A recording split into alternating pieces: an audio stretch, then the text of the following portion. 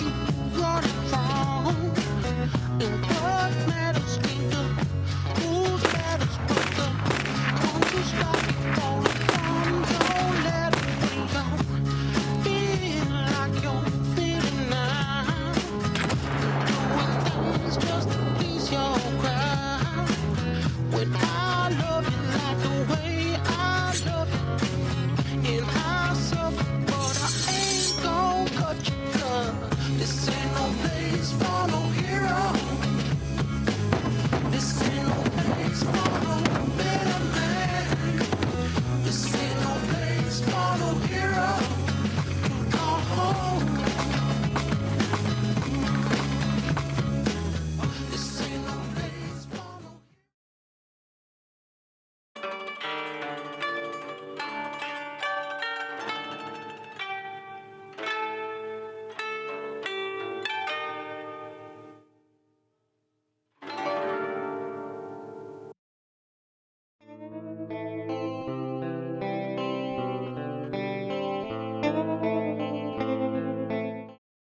Thunder in the Valley. You had a wonderful morning, really. You woke up to the snowfall and stretched as you got out of bed. And there wasn't much to do today, but hurriedly, a young Goliath man rushes into your room.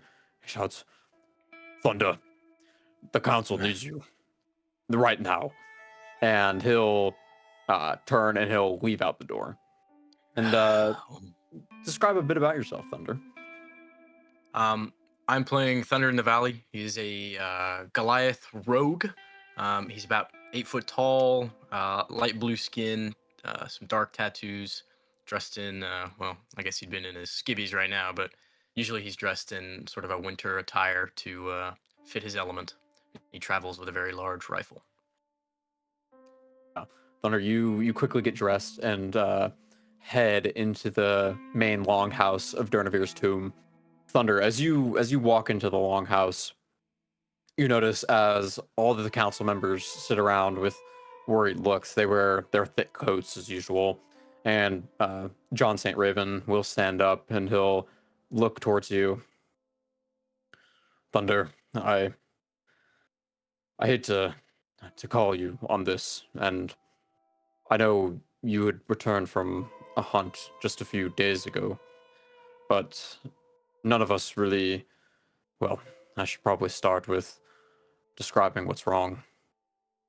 We've had reports from the surrounding villages that monsters are terrorizing the people. They're afraid to leave their homes. They won't go out and do their work. They won't hunt. They won't fish. They won't do anything.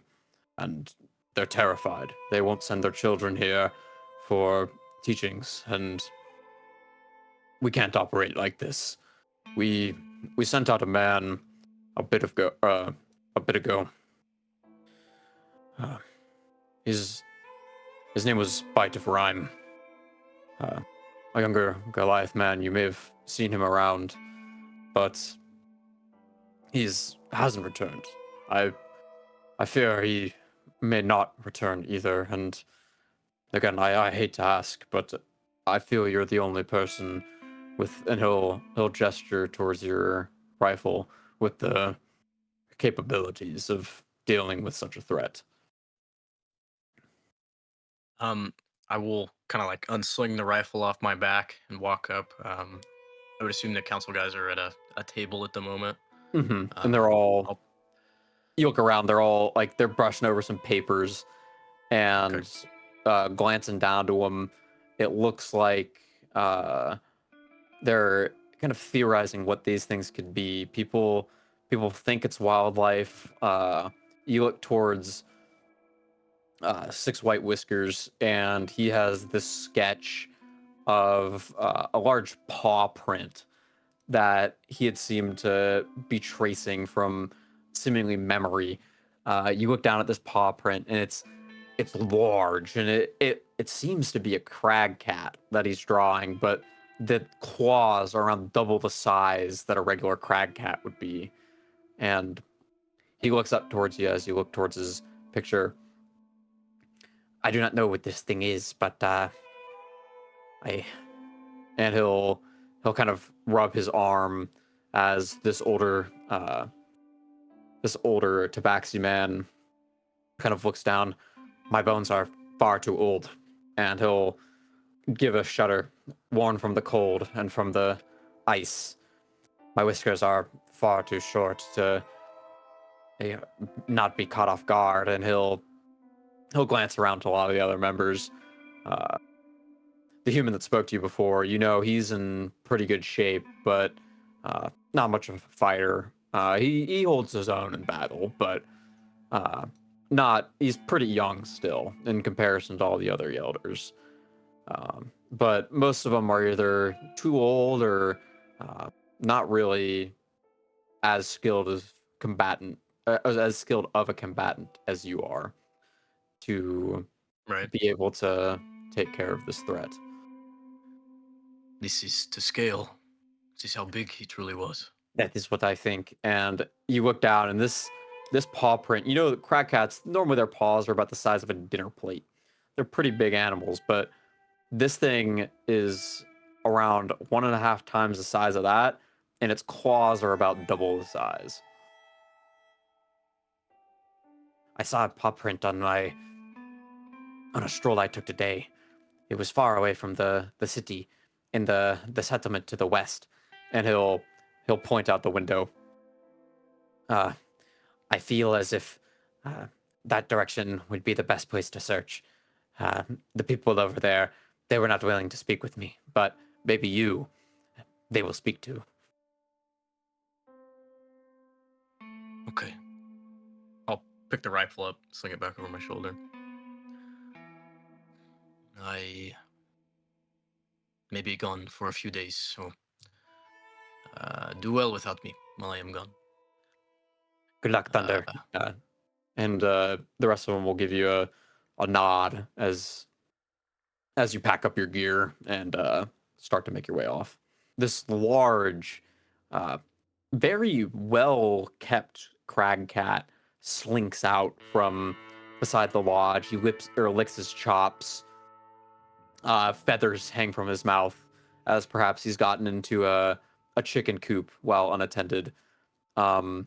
He looks at you and gives a big stretch and a yawn as he stretches himself and, like you, prepares himself for the long journey ahead. I'll walk over and give him a scratch. You may need to stay on the perimeter while we take care of this. The people, you may frighten them. He looks up to you with a bit of understanding, and as you guys are walking through the town of Dernavir's Tomb, past the recent industry I'll that keep has him close. been, I'll throw an arm over yeah, him. the recent industry that has been set up there. It's quite new to you. The engines and the coal that have now been brought to Dernavir's Tomb and the Kyoshafel as a whole. It was common in Forksend and New Oldham, but up here it was never seen. And a recent decision by the council, out of real necessity with the growing population, kind of forced you guys to take on a bit of industrialization. You walk through the streets and people will dart you glances. They seem a bit wary of your cat, but with you standing by their side or by its side, they're not too worried. And even some of them give you quick nods before continuing about their business. As you set off into the tundra in the way that Six White Whiskers reported, you feel easy when passing through this settlement that Six White Whiskers told you about. People watch you from their windows as you ride through the town, and they clutch their children as they shoot you nervous glances. None of them exit their houses. And normally in these small settlements, these people are fairly kind for you, or kind to you as a Jarl. You're usually offered food and stay and supplies on your journey. So it's quite strange that none of these people are coming out to speak with you. I will dismount from the cat. I'll just go up to the closest house, I guess, to the middle, and give a knock on the door. Yeah, you rap on this door, and a you see a human poke his head out the window, and he'll say, "I'm sorry, but I have things to do. I apologize. Maybe some other time, Thunder." Okay, I simply wish to ask you about the situation you have been facing. I have heard reports of something in the area, something big. Yeah, roll me persuasion. Ooh, that's a nat one, so it really doesn't matter. Yeah, so even just your words in general kind of get these people a little more trusting, and he'll open the door just a bit, and he looks you up and down, and he seems pretty terrified, and he'll give a glance back and forth, and "Are you alone, What did you Thunder? see? Yes, All it's right, just me. hurry, quickly, come in." And he'll unlock his door and let you in. He'll dart his eyes back into the living room of his house where his wife and child sit and kind of huddled next to the fire. "I'm sorry about my hesitancy, but I'm No, sure no. you've heard of what is going on. Uh, Recently, I don't know if the council told you. We recently reported it, but our most skilled hunter, Bite of Rhyme, he had ventured into the wilderness. There was this strange crag cat lurking about. I never Stop got a to tell glance me. at it myself, but he was huge. He and Bite of Rhyme described him, and he had no fur. Thunder. This cat, he slinked around, near translucent. Uh, According to Rhyme, uh, invisible. You have to believe me. I don't. I Invisible. Yes. I When you say no fur, do you mean No fur, actually like it had fallen skin. out, like he's Ye- bald? like he had shed his fur in the spring, but I didn't see. There was no patches, or like he was mangy, and his face, it was covered in these plates of skin almost. I've and again I relay only what Bite of Rhyme said, but his description was quite terrifying. This thing, I it scares me to my core. I I know asking you this is dangerous, and you put your life at risk. But please, Thunder, I Bite of Rhyme has not come back, and it's been a while. It's been about a week. I fear the worst. Uh, and he'll gesture off towards the west. I I know he went that way. Um, you're a skilled tracker. I'm sure you could um find I will him find with him. ease.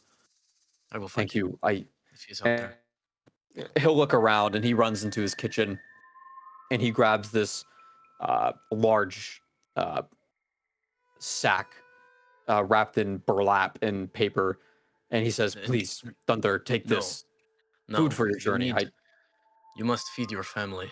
I will hunt for myself while I am out there. You need not worry about me. I am I capable. thank you, Thunder. I truly, you are very kind. Yeah, But a bit more. Bite of Rhyme. He's a Goliath like you, younger than you.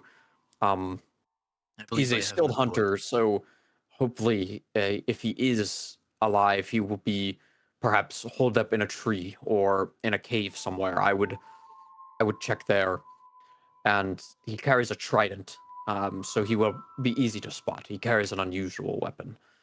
There is nothing that walks these mountains or any other that near will not dispatch. I I believe will I find him. my uh, my friends, they tried to go out hunting the other day, but they could not find anything. Not a rabbit, a squirrel. a quail around to feed themselves. We are too scared to venture back to Dernavir's tomb. We believe the crag cat that lurks out here will spot us and take our children. We haven't had any deaths so far, but well, This is good. hopefully not bite of rhyme. But um, good luck. Force knows when something Thunder. is wrong. If you wish to be escorted back to Dernavir's tomb when I return, I will take you. If You you have my word. thank you. But I hope that I wish you luck in your success, so that will not be necessary. You walk a good bit, just- and your friend comes trotting his way out of the woods, and you see this time he looks a bit disheartened.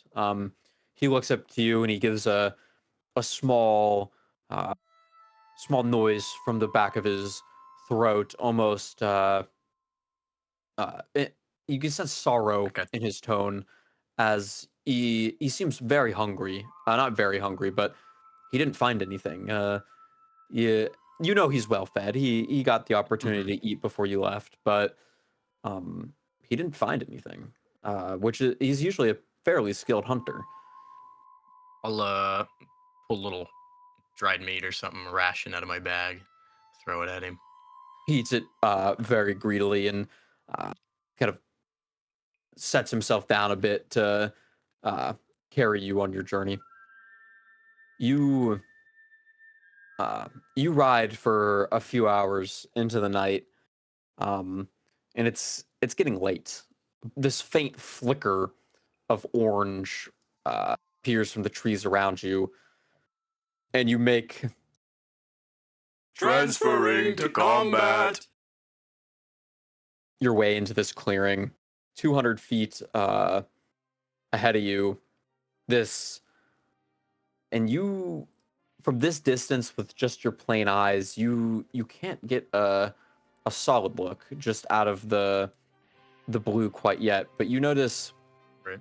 a single shape resting next to the fire. It seems to be bigger than any man, but you also see the head, and implanted into the ground a 3-pronged trident that casts a shadow on the back of this cave. And would you like to give me a perception check? Your natural hunter 13. instincts kind of kick in. 13. Yeah, you make out the shape. Your eyes kind of focus a bit using the light from the fire, and you see this fleshy mass lounging next to the fire, and lying on its back is what looks like to you a Goliath man. He lays on the back of the animal, and his trident is implanted in the ground next to him. He seems to be resting of sorts. And give me on top of the critter. Yeah, he has his back rested on it. I'll hop off the cat, find a good spot where I can see through the trees and just kind of settle so I can focus my vision on it. I'll try to pick out what he's sleeping on. Yeah, roll me. I would assume that they're friends. 16. Yeah, you lay down and you look down, and like the man described in the village, this fleshy creature, a bit larger than your crag cat that you just sent back into the woods, lays there, breathing heavily and seemingly a very labored sense. It breathes, and then it shudders at the top of a breath for a second and exhales. And you notice as its maw has seemed to have been stretched around its mouth, and its gnarled teeth can be seen regardless of whether it opens its maw or not, and its long pointed fangs seem to hang down even a little further than they usually do. And you focus in on its face, and these plates of flesh seem to have been what you can only describe as grafted onto its face, as its eyes are barely visible out of these chunks and spikes of flesh. Kind of looks And like armor or something. yeah. Welded onto its face. and he's a bit further away, but you notice this man, and even though his trident is implanted into the ground, he holds his trident just kind of in his arms, like, just holding it. And you Doesn't look like he's in any danger or anything. yeah, not really, but you notice something strange. It seems like whenever he sways his arm, the trident moves like it's almost like it's a part of him. Okay, I'm gonna rise up to my full height. And my rifle up until this point has been in a very long buckskin sheath. He'll take it out, kind of throw the sheath over his shoulder, and pack the rifle in his left hand. And I will close the distance. I want to see what's going on up here. Yeah, so are you just getting to like the edge of the tree line, or Yeah, like starting to I'll walk pause. out into the clearing? I'll pause at the edge of the tree line to take another look if there's anything else I can see. But Yeah, if what not, are you looking towards? Like, I'm trying to figure out. Well, first of all, I can tell pretty much that he doesn't really seem to be in danger. He just seems to be kind of hanging out. nope, he does not seem in danger one bit. Is there anything weird about him other than the trident? The trident seems to be a part of him. Can I? Yeah, it's like What's the up with way you that? watch him breathe, like the trident kind of shifts with him. It's very strange, and just the way he's holding it, you would expect it would be very uncomfortable to like have your arms stretched out while you try to relax. But and it's like sometimes when he stretches, he always carries this trident in like the Like it's same attached to his- exact, almost like attached it'd to be his hand. fused to his hand. Give me a perception check though, as you look more towards what this man's wearing. You look closer, and it's difficult to really tell what you're looking at, but it's you look closer to him, and you kind of ignore the trident for a bit, and you look at how he's sitting, and one of his legs is bent in what seems to be the wrong direction, or what would just be a completely uncomfortable, unnatural position. And when you look towards his face, sometimes he'll like scratch his face and move down the thick winter mask he wears, and you can see these like large what seem to be like, and you can't really make these out too well to see him in like, There's just like but the- something. his face does not look normal. Like you've seen the silhouette of Goliaths before. You've grown up with them. Right. You know what one looks like sitting by the campfire, basically to a T. But this guy looks off. Just very strange. Can I quietly but quickly? First of all, before I do this, what is this cliff looking like behind him? Yeah, Is so it pretty this sheer? it's fairly or- sheer. Is this something I would be able, maybe could climb if I got in You- the right spot? You figure you could climb it with a little bit of effort. You think it'd be pretty Okay. hard, but like you've climbed something similar before. If you were to take the time and take like the pythons out of your bag, it'd be a lot easier, but it'd make a lot more noise. So, as it is Nope, pretty we're gonna have to- quiet in here at the gonna have moment, to it's really freak just the crackling of the fire, and honestly the heaving of this large beast. Okay. I'm going to crouch, get low to the ground, and quickly but quietly make my way straight up to the cliff. Yeah, And get to the as long as easiest you're spot I can following this find to tree climb. line along here, Yeah. you're pretty safe. Like you can dart in between, and despite your big figure, wrap around in between these trees. Yeah, Thunder in the Valley. He's pretty lean for a Goliath. He's a slim guy, so but he slips through spaces well for a man his size. Yeah, and when I get there, I'm gonna try to climb. I'll just like freak climb it. Okay, yeah, you Rifle over my swing your shoulder. rifle back on your back, and roll me athletics. Nat 20 for the acrobatics check, so 29. Health is a 28. Okay, yeah. So I'm like a shadow. dude. honestly, you you manage to like springboard yourself off this tree that you're next to, and grab yourself on to a good bit way up this cliff and hike yourself onto this outcropping. Are you trying to go all the way up to the top of this? I'm gonna get to. I want to get to where I can cliff? quietly like walk on the top of it. Okay. Yeah. You. Give me another acrobatics check. Okay. Accompanied with another stealth check. So 19 on the Cool. acrobatics, 18 on the stealth. And again, you managed to like slip your fingers into this crack in the wall and like shimmy yourself up the cliff face, and you're very quiet while you're at it. You even catch a stone that's about to fall into the snow, and you manage to hike your long arm up and heave yourself over this cliff. And as your chin touches the stone, it's cold, but you've dealt with these environments before. You've been further north, so it's nothing you haven't dealt with before. Yep. I just want to get to where I can get a real good look at There, them. okay, from roll- above 'em. Roll me stealth once you're there. 19 actually. Cool. Yeah. You managed to crouch down and basically move unheard up into around 40 feet from this beast. And Okay. give me another investigation. 19. 19. plus Yeah. 6.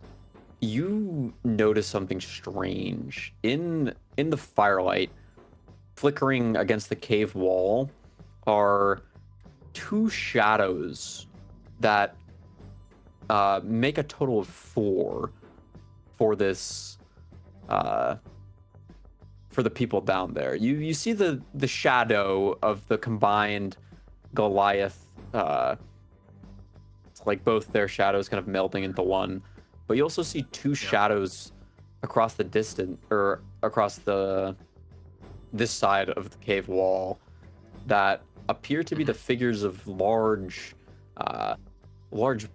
four-legged figures. Are they And- like laying down, or are they on their feet? They look like they're on their feet.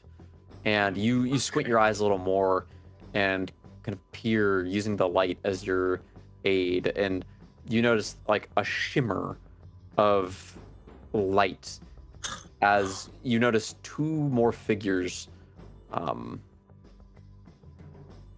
they're standing, but they're kind of just prowling around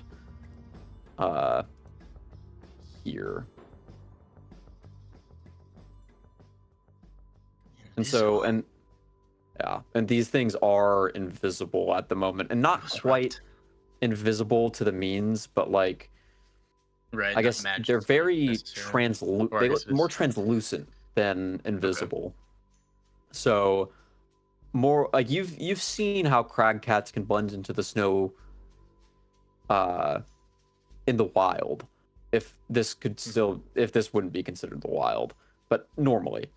But these things are purely like translucent. They're like, even a hunter with a sharp eye can pick out a crag cat in a storm and see his Right. figure and see his beady eyes and his ivory teeth and see the flicking of his ears. But these Right. things are almost ghost-like in appearance.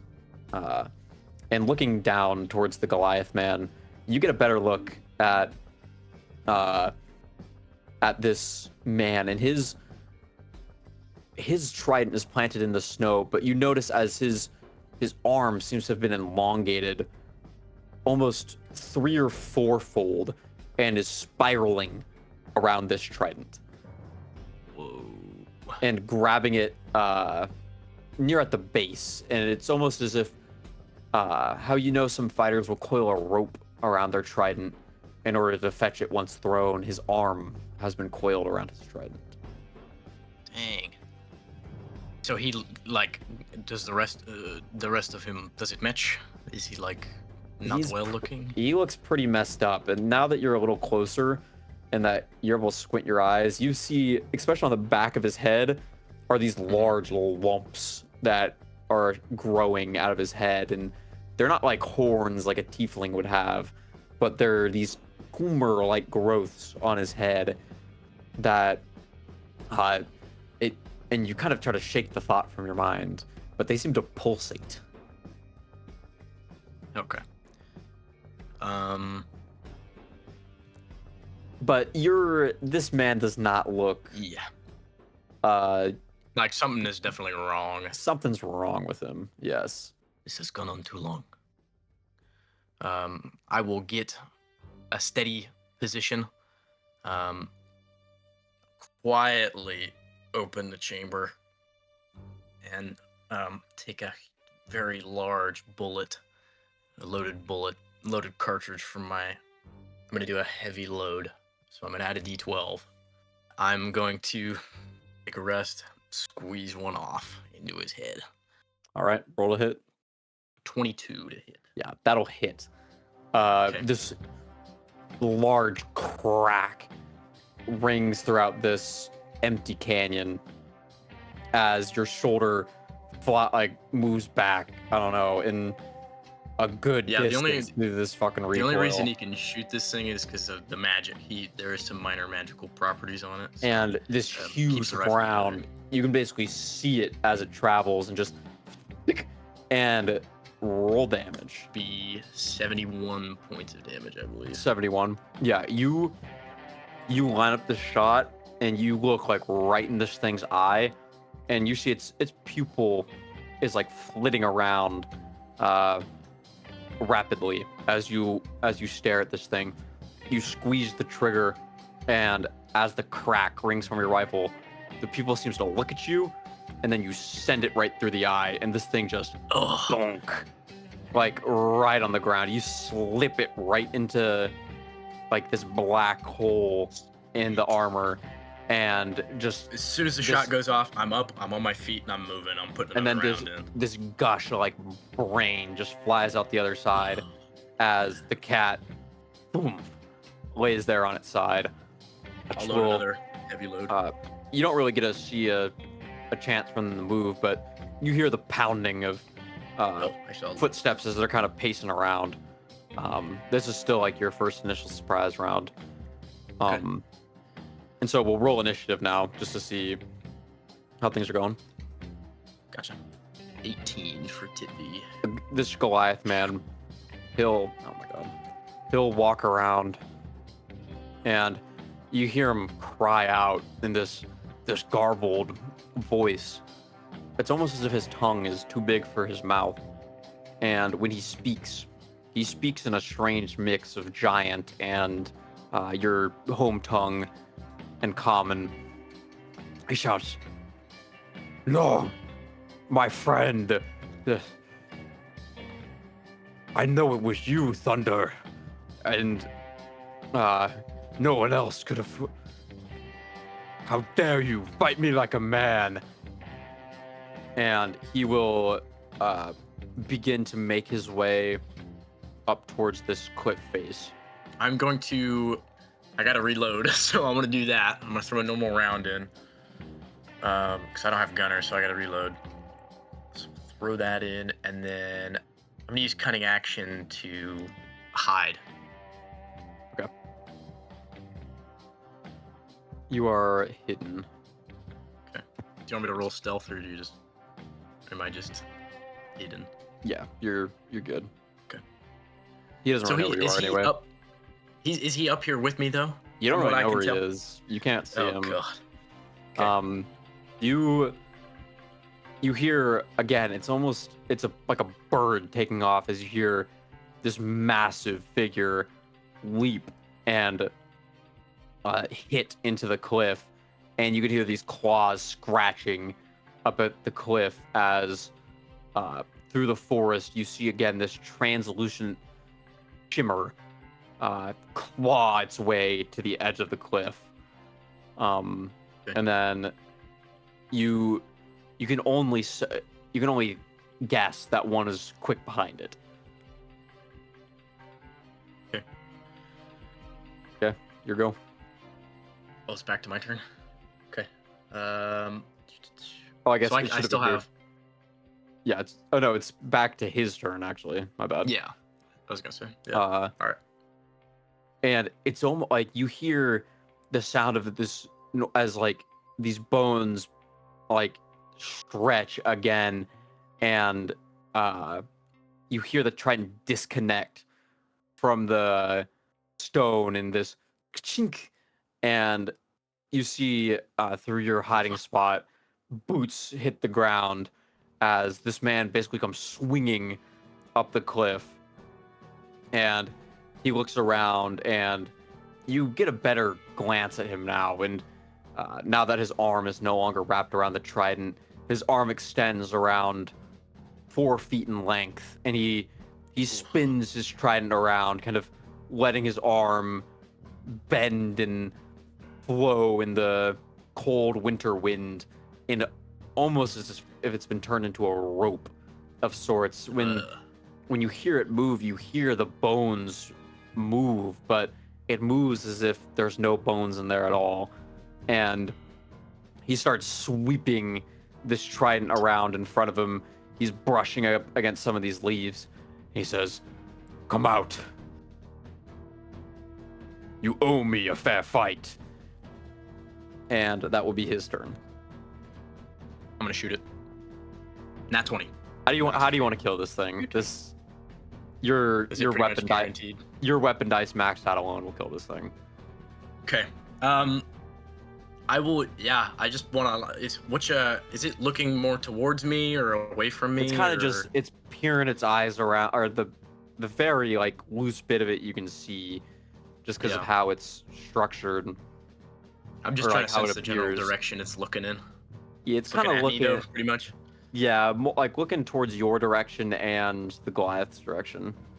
Okay, kind of quartered to me. Okay, I'll keep it. I'll hold just kind of below his collarbone, upper of his chest, and just squeeze. Yep, you let off another Just a clean shot. large bullet, and yeah, just straight into his chest, and he basically thumps down.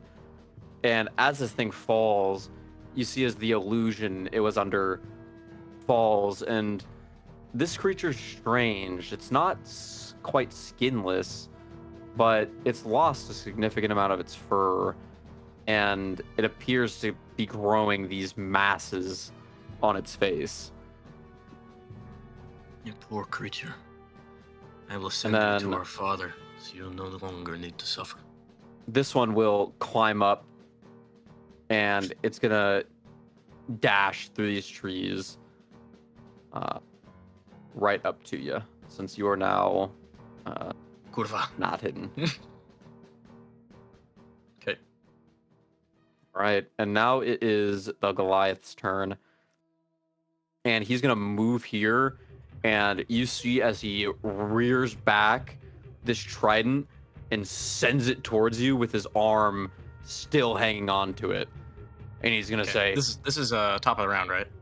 Technically. "This is top of the round," and he's gonna say, "Come to me, Thunder," and he's going to roll to hit. Oh, and that trident's gonna barely you see it slick through like a gap in the trees, and you manage to weave out of the way as it sticks into a branch, and he yanks the trident hard back, and this branch just flies through the tree line, like hitting a bunch of stuff on his way. And Uh-oh. you see as this Goliath man looks down and looks at the branch he caught, and he'll flick it off his trident and say, "I won't miss next time, Thunder."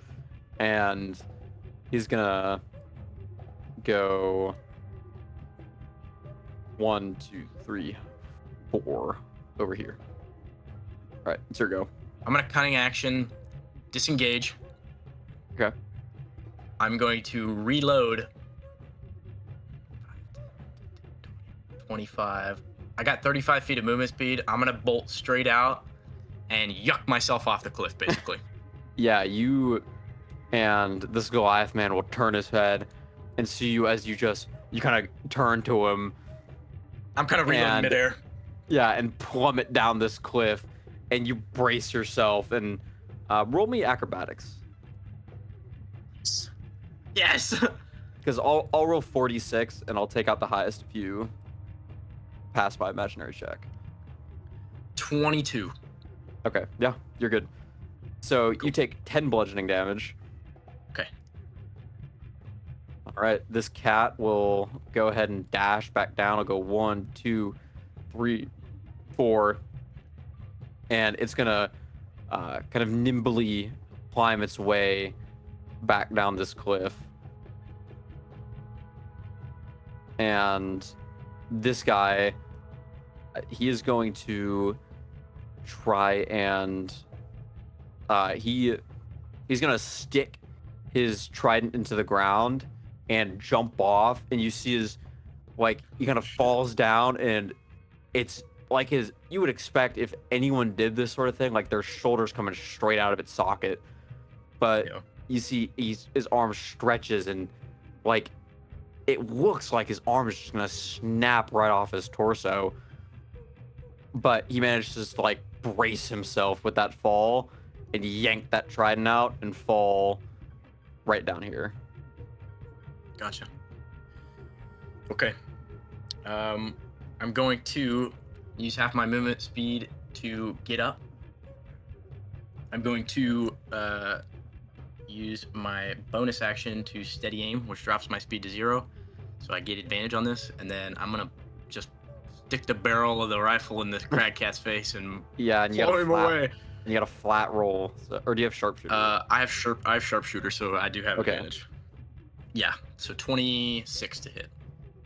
Yeah. So 39 points of damage. So the cat had climbed down this cliff, and he's snarling at you and opens his mouth open wide.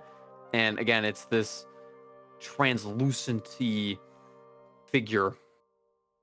And you jam your barrel into its mouth and pull the trigger, and it just goes pop. And this body just falls down on the ground, and as it becomes translucent, you notice it's the same state as the other one. You can't see the plates on its face because it no longer has one, but its matted fur and elongated claws are very obvious to you. And this man will look Wipe towards the you, blood off my face. and he says, "You kill these creatures of the wild before you face me, Thunder." And on his turn, he's gonna throw his trident at you once again. Okay. That will hit me. All right, so he throws this trident out, and it sticks you right in the side, and he yanks hard on it. And I need a Whoa. strength save. Ah. That's 20. That's Holy 20. shit, yeah. So -1, so 19. Yeah, you got spooked a bit by this trident. You wipe the blood off your eyes, and he manages to take a bit of your distraction and slick you with this trident, which will deal actually not a lot of damage. It'll do 11 piercing damage to you. I'll use uncanny dodge to half that. Okay. And he pulls his trident, and you plant your feet into the ground, and I jam the butt of the rifle into the dirt. and steady yourself, and this trident rips out of your side, and you can feel as your skin splits as these pointed barbs pull out of your skin, but you don't follow it, which is the best case scenario. Yeah. All right, Sure. your turn. I'm gonna drop my rifle. Okay. I'm gonna use my bonus action to activate large form. So after the trident rips out of him, throws the rifle to the ground, and the tattoos on his head will glow a little bit. These dark tattoos. His body grows. He grows basically a whole size to large. Gains a couple feet in height. His muscles swell, and I'm gonna shoot him with my revolver. Okay. I got on my hip. Yeah, so you draw out this revolver and fire it, and this bullet whizzes past, and the Goliath will turn his head and look, and he says, "Nice shot, Thunder. Not so good in close range, are you?" And he's gonna do the same thing again. He's gonna launch his trident out towards you. Okay. That is gonna be a 21 to hit. That will hit. Okay. That's gonna deal. Man, I'm rolling pretty low. That's gonna deal 7 piercing damage to you. Okay, and it's a And new I round, mean- so I'll use uncanny dodge again. Okay. And I need another strength save. I have advantage on strength checks. I guess that's not saves, but that sucks. Come on. That's only 11. Yeah. This time he's gotten the trident deep enough in, and he pulls you, and you come along with it. Yeah, as he pulls you, you see as he finally shows his other arm, and it's this barbed, like, best way to describe it is like a guitar, as he's basically drawing you right into it as he like huddles himself down and tries to drag you right into it. And I need a dex check or dex save. Okay, I'm a little bit better at those. It's only 14. Okay. Yeah, just barely. You're being pulled by this trident along, but you manage to twist your body as much as you can and barely glance out of the way, barely getting sliced by this jagged blade. And it is going to deal 5 slashing damage to you. Okay. As he says, "Good to see your face again." And as you're able to get a better look at this guy, his pupils seem to have taken over his entire eyeball. And you recognize him pretty quick. This is Bite of Rhyme. I'm going to, now that I'm real close to him, I'm going to steady aim to get that advantage. And I'm going to make this a trip attack. I'm going to try to basically just push myself as far away from I can and like pop him in the leg to knock him prone. Yeah, 22 to hit. What? So 33 points of damage. Yeah. Yeah, you... Oh, sorry. Take the 5 off of there. So 28 points of damage because I used a trip attack. Yep. And do I need to make a save or something with that? You need to. Oh, and I have mastery with the revolver, so he also has disadvantage on his next attack roll before the start of my next turn. Okay. Yeah, he's got sap. Sneak attack, trip. Nope, he just has the prone condition. Got it. So he's prone. Yep. So I just like push him back basically and pop him in the leg. Try to basically shoot his leg out from underneath of it. Yeah, you throw this bullet into his leg and it just starts gushing blood as he falls down on it. Better shot than I thought. And I'm always better than I think. He's just prone 5 feet in front of you, right? Yeah. Or is he? I just knocked him over. And he's gonna swipe out at you with his trident. Okay. Man, oh my god, it's gonna be 7 piercing damage. I've rolled a 1 and a 2 on this trident every single time. I said 7. Yeah, and he's gonna go again at you. Okay. Probably should have waited. Huh. It's gonna be a 16 hits you, right? Yeah, it does. Okay. Oh my god, man. Okay, I need to burn this d6, dude. It's gonna be 7 damage. No! That's crazy. I'm not looking well. I'm pretty beat up though. So he stays prone. Yeah. I am going to. Yeah, I'm just gonna shoot him again. I'm gonna steady aim and shoot him again. Okay. I'm just gonna try to finish him off while he's on the ground. 5, I would assume, hits this guy. You're good, yeah. 36. Okay, how do you want to kill this guy? I'm sorry this happened to you. No, it was nothing personal. Yeah, and I'll just finish him off. He just lies still. The bullet seemingly resting right in his head. And you look around, the blood on the snow. Hold my side. And a mix of yours, the crag cat's, and his. And your attention is drawn towards this cave where the blood was, and a crimson light is burning in this cave that wasn't there before. Okay. I will reload my revolver first. Quickly spit the 3 out that I shot, reload, tuck it, grab my rifle.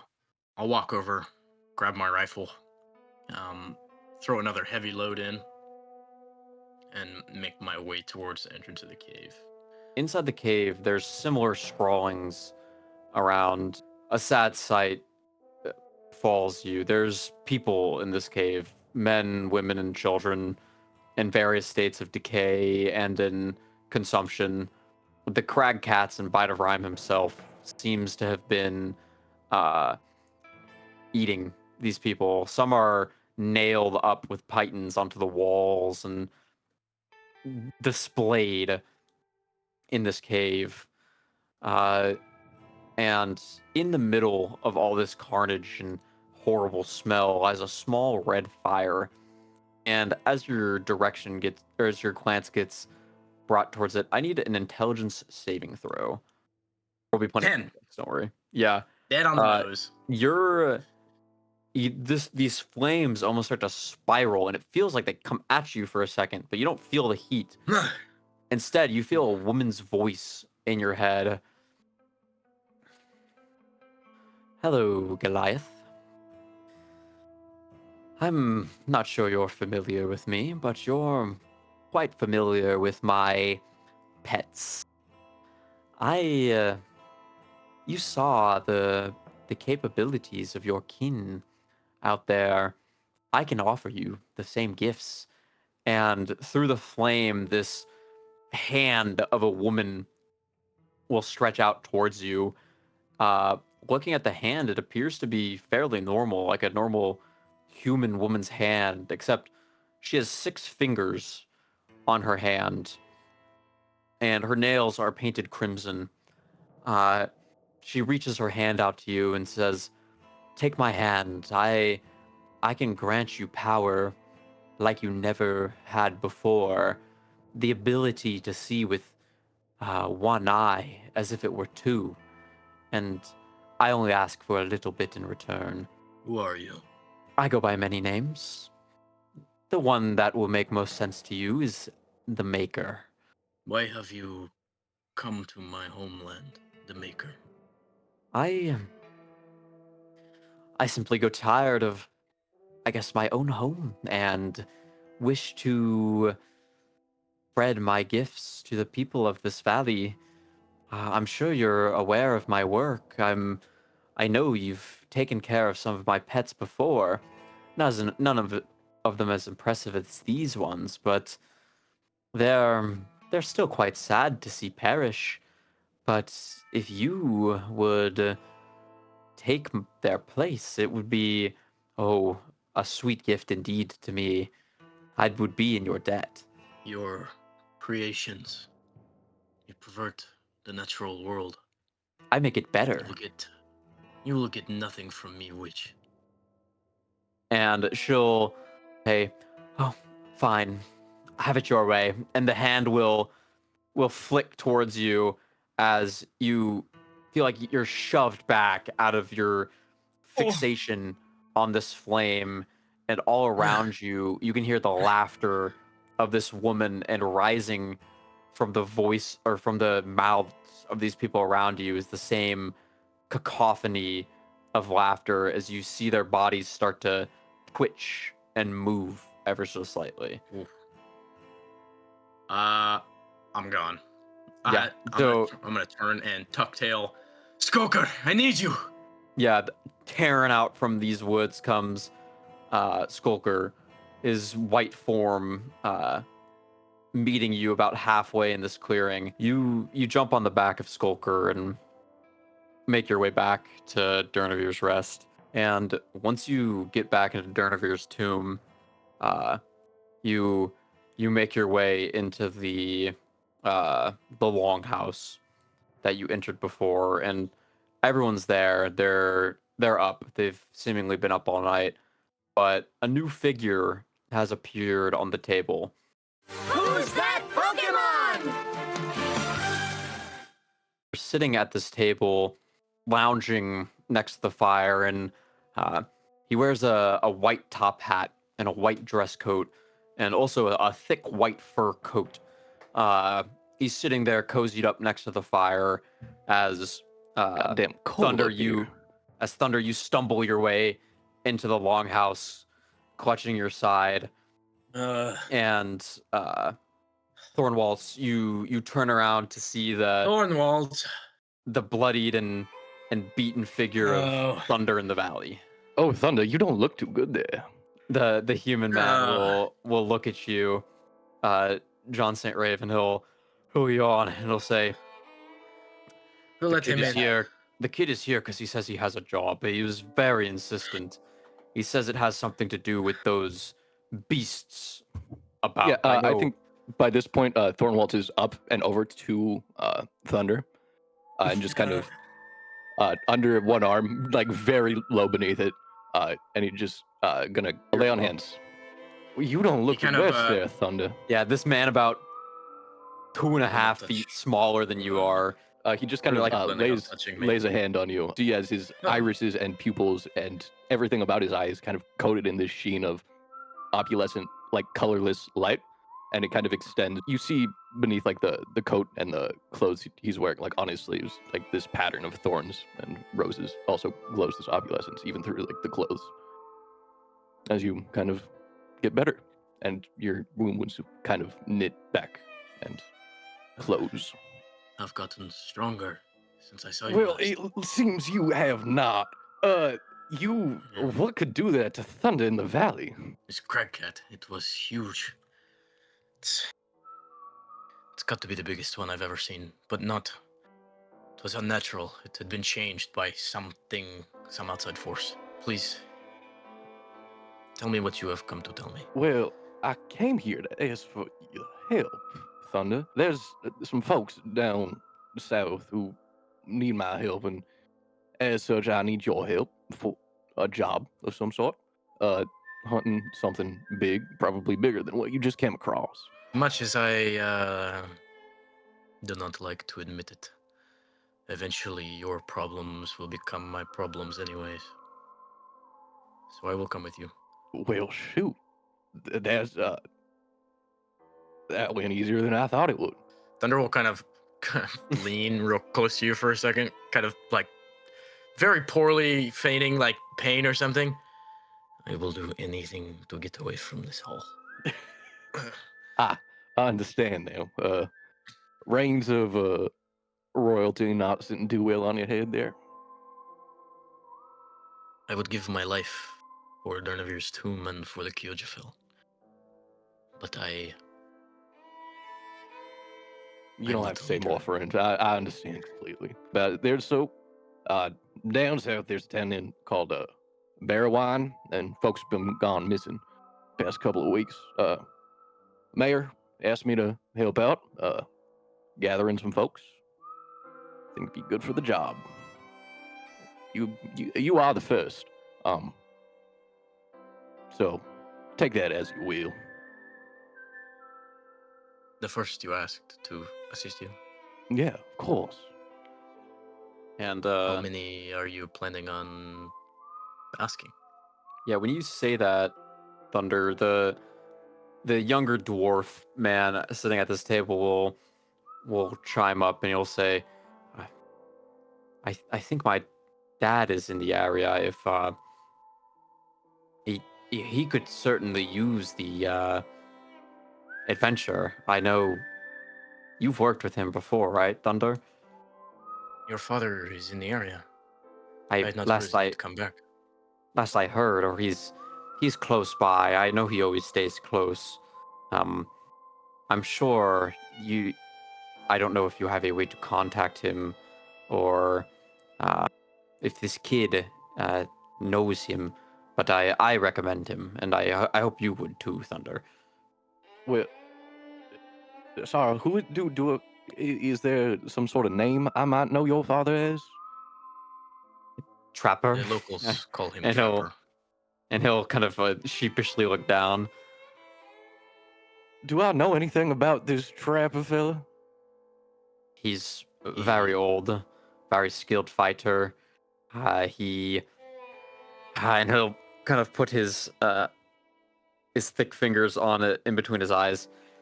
He rides a great metal boar, and he clubs animals. I'm sorry. Could you repeat that for me? But he is the Your best. father is much more than some animal clubber. He is a very wise man. Beyond I the know. years Why of even can a you be dwarf. if you I'm go well around on a metal aware- bull and just start clubbing animals? I'm well How aware dare of you his speak ill wisdom. of I your am father? I apologize, Thunder, but I'm more than aware of his stories and wisdom. I've heard my fair share. Well, is he good with a club? How good is he at Trapper, clubbing I- animals? Good at the end of the is day, a understatement. He's good with a club as any man is with a gun. Well, I highly doubt that. You'll have to excuse my kind of disbelief there. Just wait until you see him. He can't move fast on his own. He's older, but his boar will. the senior, He's a terrifying fighter. he has saved my life before. You, what's the name there, kid? He'll look up at you, and I'll say, That is Jasper. Jasper, and he'll search around in his coat pocket for a second, and he pulls out this little stone, almost onyx raven, and he pets it a few times, and you sees it almost like a toy, like a wind-up clock. The raven mechanically taps around his hand and points in a direction. And little trick of my father's. He will be angry at me that I gave it to you. He does not like me giving away his gifts, but it will find him, and please take him somewhere so he can have a bit of fun. It has been a while for him. I think my father sees danger as fun, unfortunately. Well, unfortunately, that means he is the kind of person I am looking for at the moment. You said his name was Trapper? That is what he goes by, yes. Any sort of titles, I- legends connected to the man? I would not.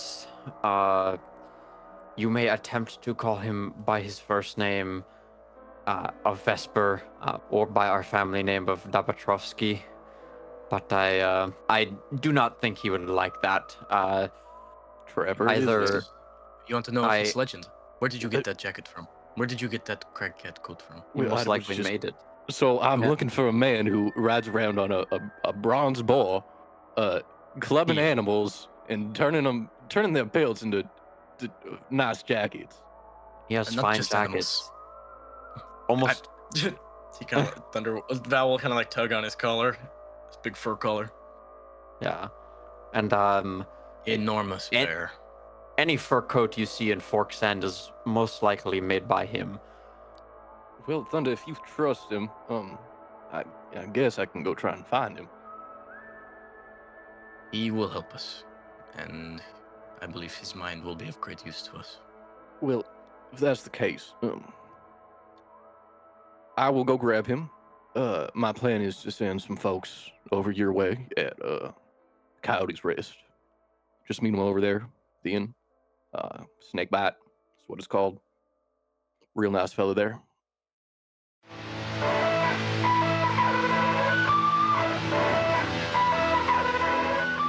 Trapper, these nights north of the of Dunavir's tomb have been harsh. They've been cold, but in your mind, they've been worthwhile. You've been growing ever closer to what you can only describe as answers.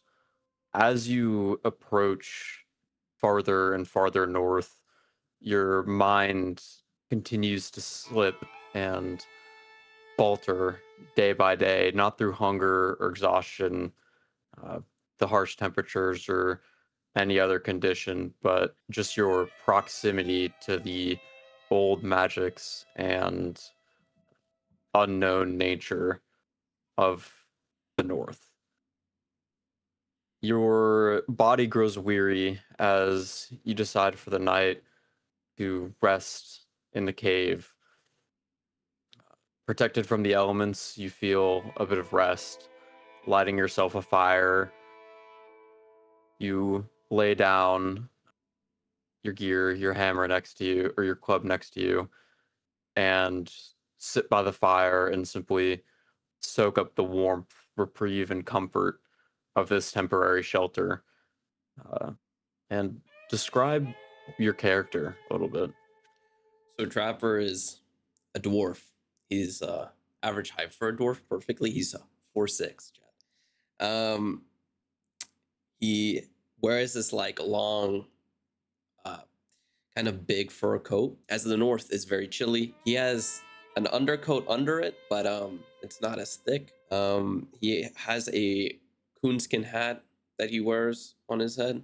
He is an older looking dwarf. The elements have definitely made him age worse. As you sit by this fire, your eyes grow weary and you begin to sleep. However, this sleep isn't typical. You're unable to actually drift off until you open your eyes and the orange crackling campfire that was once before you now glows a deep crimson. Your eyes gaze into the fire only momentarily before your mind slips away from itself and you find yourself standing high in the mountains of the Kyoshafel, snow swirling around you. Before you stands a tall, looming figure that you recognize painfully. Chernabog stands before you, and he appears to be talking to someone.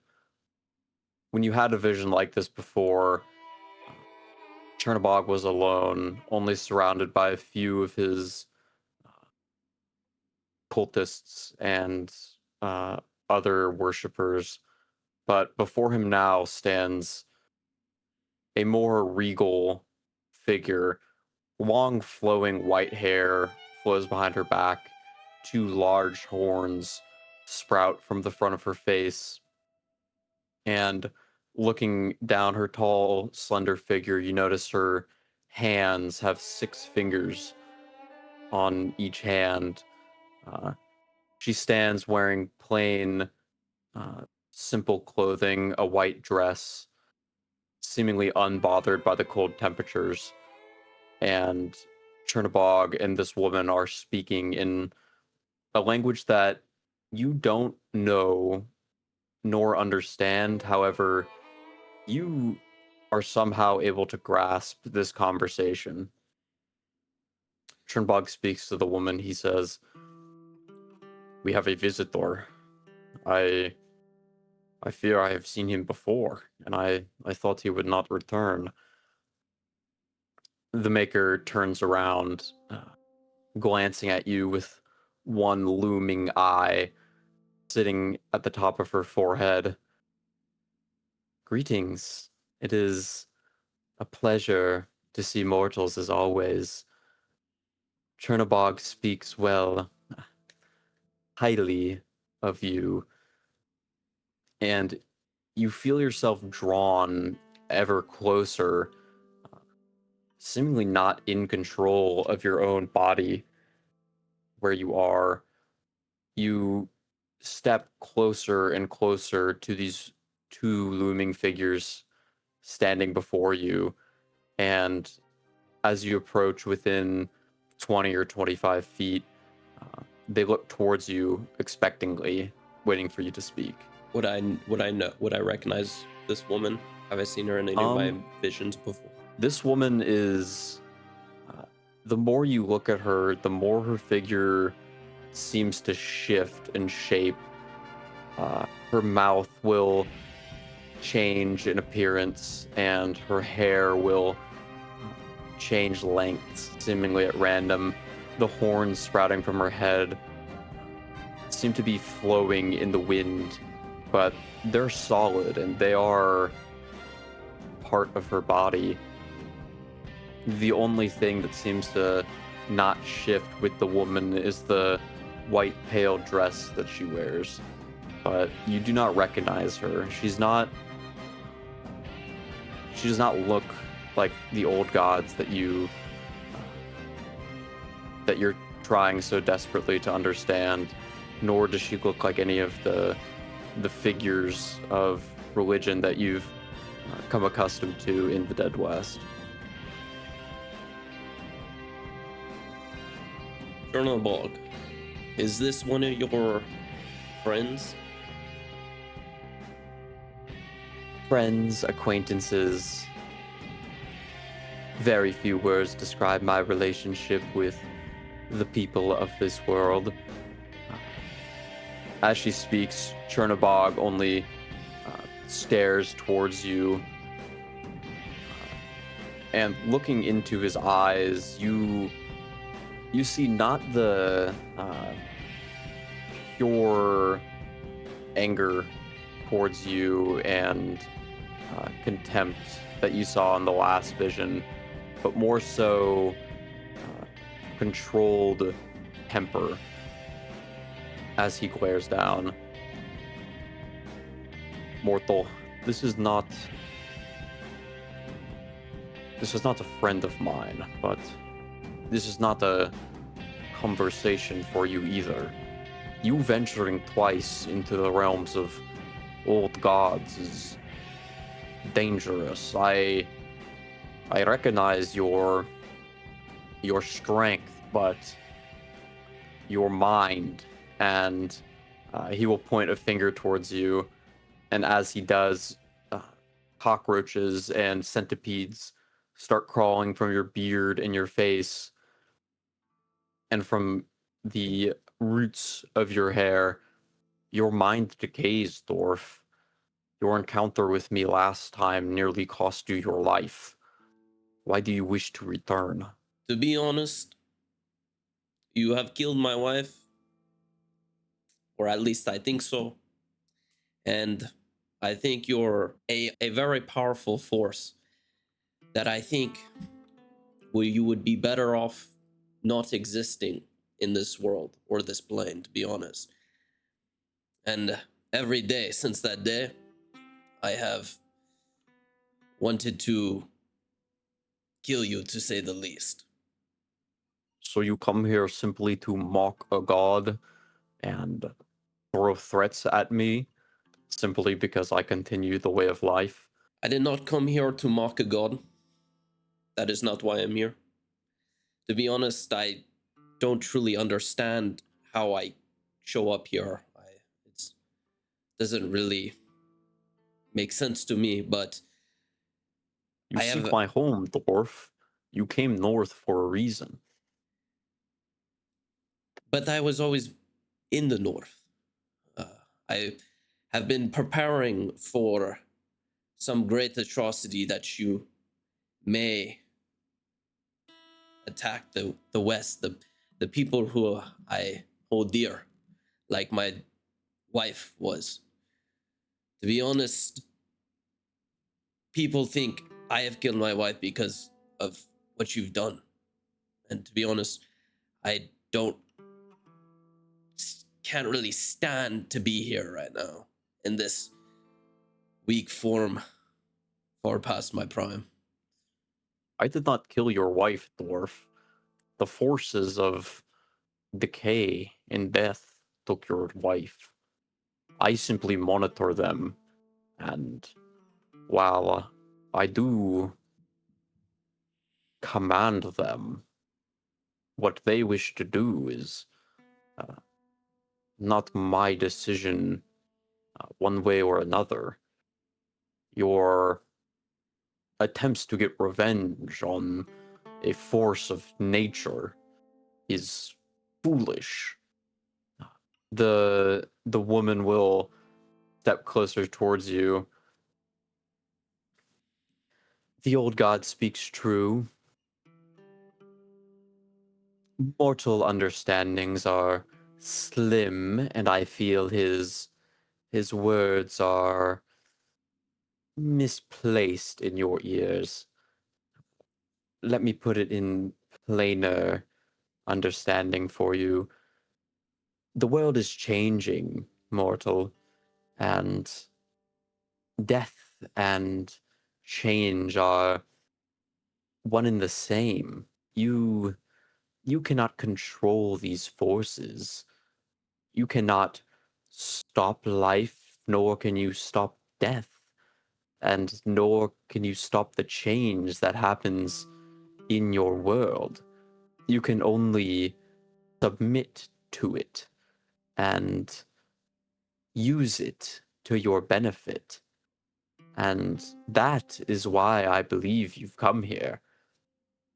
She'll step ever closer towards you and reach out this six-fingered hand.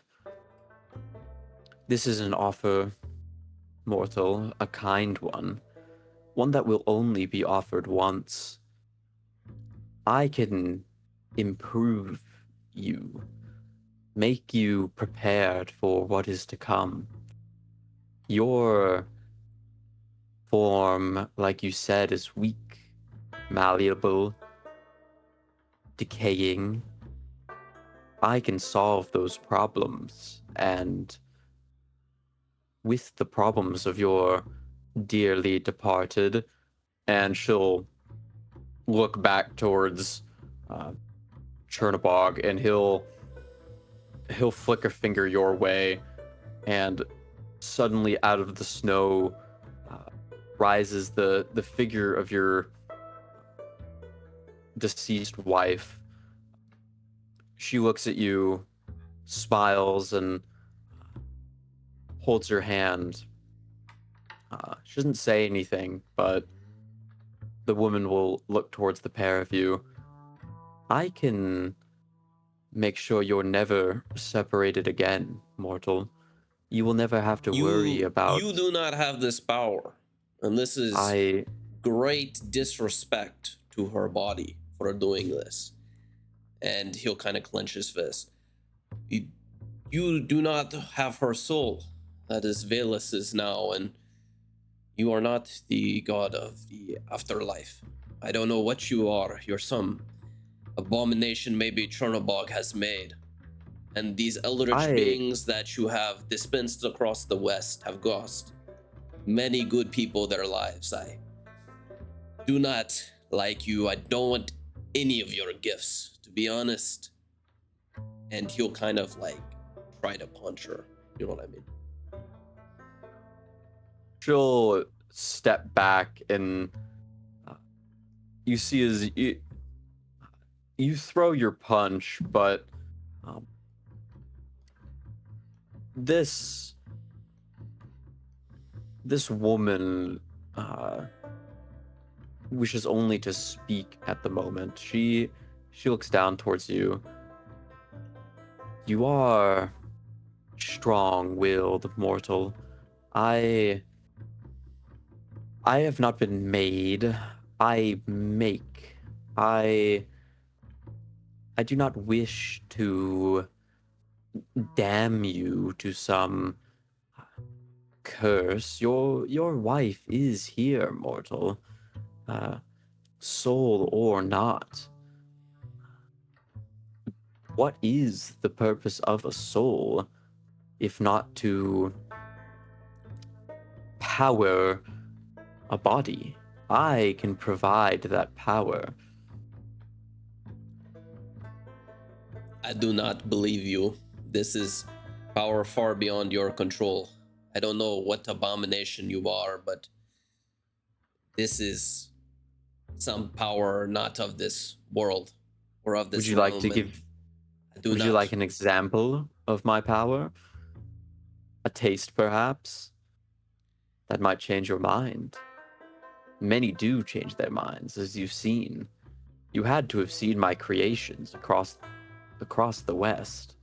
They take what they please. They hold positions of immense power. They sway kingdoms. They fell leaders. And all throughout this process, they remain unseen till now. Only when they became foolish and violent, as, well, your kind had fallen to long, long before I got involved. Can I roll a history check to think about leaders that have recently fallen into madness? Sure.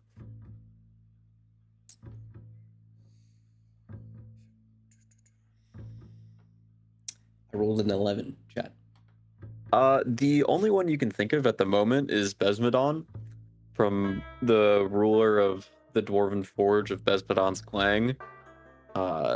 Some people have kind of theorized throughout these rumors that he did grow mad, and that's why he stepped down from power and fled from Bespadon's Clang and disappeared off into the west. I know of some that whom you speak of, but I do not, to say the least, want any of your gifts, quote unquote. These monstrosities that curse the West, these abominations that shouldn't be here. And it is They've been here, purely by mortal. Svarog's flame that I am not completely mad. This is the only reason. Whatever god you wish to attribute to your success, mortal, is your choice. But in reality, in the greater scheme of things, these gods have no care for you. She'll glance back to Chernabog, and he is not concerned with the vitality of the West or its happenings throughout, and I fear many of his siblings hold the same allegiances. They've existed long before you and will continue to. What benefit to them does your small victories have? But me, on the other hand, I have an interest in the West. I have goals. I wish to make this place better. I will help you. The gods, the gods have a will of their own. They have wants, they have futures that they want. And I'm sure Chernobog has not shown you the future he wants. But what I will say on the topic of these gifts that you want to give me, I do not want them. I care not for gold. I just It care wouldn't for... be gold, mortal. It'd be far more precious than gold. You do not wish to see your beloved again? To not fear death? To not suffer? That is what I offer. You cannot And give this. This is power I've you do not given it. control. You've seen my creations. Do they fear death? Do they worry? Do they weep? No, they do not. They They are all... seize their lives and control what they wish. They are not living creatures. They have already died. These are not natural beings. I am a natural being. You cannot create something like me. And you know this. I can create something better than you. In your opinion, maybe, but as I said before, your opinion doesn't really matter to me. But we will see if that is an opinion. And your gaze moves towards Chernbog and his many acolytes. The woman before you will wave her six-fingered hand and gesture towards the figures beneath Chernbog. They'll gather together, and you watch as people fuse together, their skin rending from their bodies, leaving only skeletons behind. Bugs, rats, and beetles will pour from their mouths and eyes as Chernbog gives a slight smile. See, now his followers have become useful to him. They embody his nature and his will. They are able to serve their Lord in eternal gratitude towards him as they embody the very thing he desires. I can grant that to you, mortal. It doesn't need to be me whom you worship, although you'd be foolish not to. Whichever one of your gods you wish to pay favor to, I can remake you in their image. No, you cannot. I don't believe it. Those creations are not, to put it simply, they aren't real. They don't have Oh, what makes me real. they are very real. And as she says this, she will step back, and you see as these figures start approaching you, they'll crack and bend as they move, getting used to their new shapes. You've been seemingly stuck in place this whole time, but as your, whether call it your instinct or your body, uh, reacts to this situation through your long years of survival, you feel as your toes begin to grow cold and your muscles tighten, and uh, you're now able to move uh, freely as these figures continually approach you. Is there like, can I look around? Is there a way, is there like a way out? Like a You portal? see behind you, you turn your head and you can see there is a way down this mountain, but the way is long. However, you don't underestimate your skills in being able to maneuver yourself in the snow. However, you do look around you, and your trusty companion is not at your side. I try to snap out of it, like wake up. Yeah, give me a wisdom saving throw.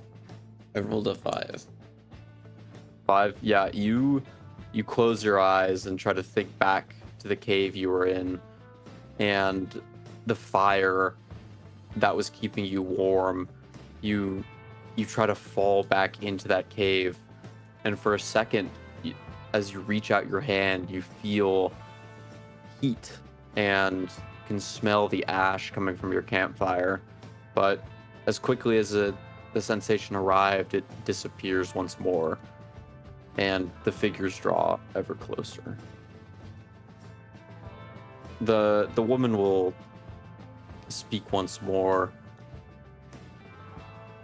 I know you're not foolish, mortal. You've seen my power. You've seen the influence I've had over your home, over some of your people, your friends, and, well, not to give too much away, but over your loved ones.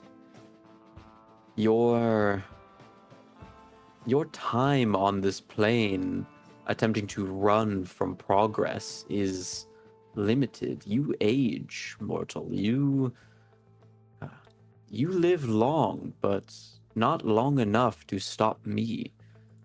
This progress you speak of is not progress. It's a descent into an abomination. Your power you can give is limited. And to be honest, I think It is limited only by your mind, and yours is quite powerful. You would be an excellent creation. I would never be one of your creations. and I would like to try and snap out of it again. Okay, roll wisdom. Oh no. I'm going to freak out with these online dice, bro. I rolled a 4. I'm pretty sure. Yeah, again, you close your eyes, just desperately trying to return where you were. And again, you maybe a little more desperately this time, you swipe your hands in front of you and heat touches your fingertips, but you swipe them once more and the heat will disappear. Although your mind is powerful, ours, and she'll look back toward the god of death and decay with a smile on her face. Ours is much greater than you could ever imagine. The people who've been willing to accept my offer have found much success in their newfound prowess. They do not regret their choice. They embrace it. And I feel you would as well. Your powers as a mortal creation are weak and decaying. I can fix that. I can give you the one thing you want the most. You can't give me anything I want. And not in the But way what- I would want it either. What is it you want? You will never know. Hopefully, that is the case. And I try to snap out of it again. But Alright, this is I'll actually start running away too at the same time. okay. 19, chat. Nice. Yeah, so maybe this time not glancing towards these figures has made your mind able to focus on getting back to where you were, but you run towards the slope of this peak, and as you run, your vision darkens and you sit before you, or your campfire sits before you, your face drenched in sweat as you breathe heavily and gather your thoughts. Your trusty metal boar lays beside you and seems to look up at you as you wake from this vision. It'll move its way towards you and sit next to the fire and the little comfort a machine can give. But you're safe now. You've escaped whatever nightmare that was before without suffering. You look down at your hands, and unlike last time, no painful memories lay before you. Although you were alone this time, no consequences have made themselves clear of this vision. And I'll kind of look at my metal boar. His name's Tusk, by the way. And kind of pet him, stroke him like a dog, basically. Be like, you have been a very nice machine, Tusk. And I'll look back at the fire. And I want to look outside to see if like the blizzard has passed yet, or if it's gone down a little bit. Yeah, as you gaze out into the blizzard, give me a perception check. The blizzard is significantly weakened, but it's not quite over. I rolled a 12. As you look out into the blizzard and sharpen your focus, your eyes have become used to looking through the harsh snow of the north, and you spot 3 figures moving towards you in the snow, nearly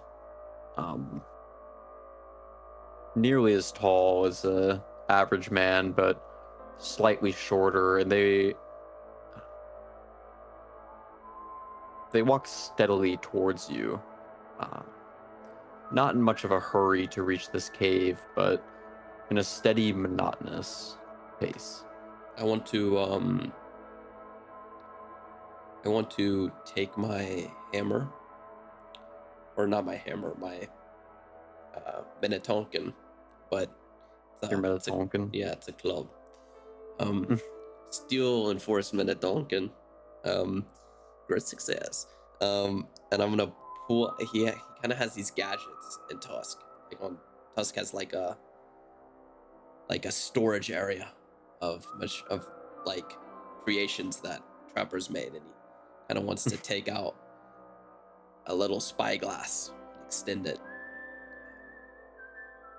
And try look to into the blizzard. yeah, and try to see exactly, maybe closer at these figures, see what they are.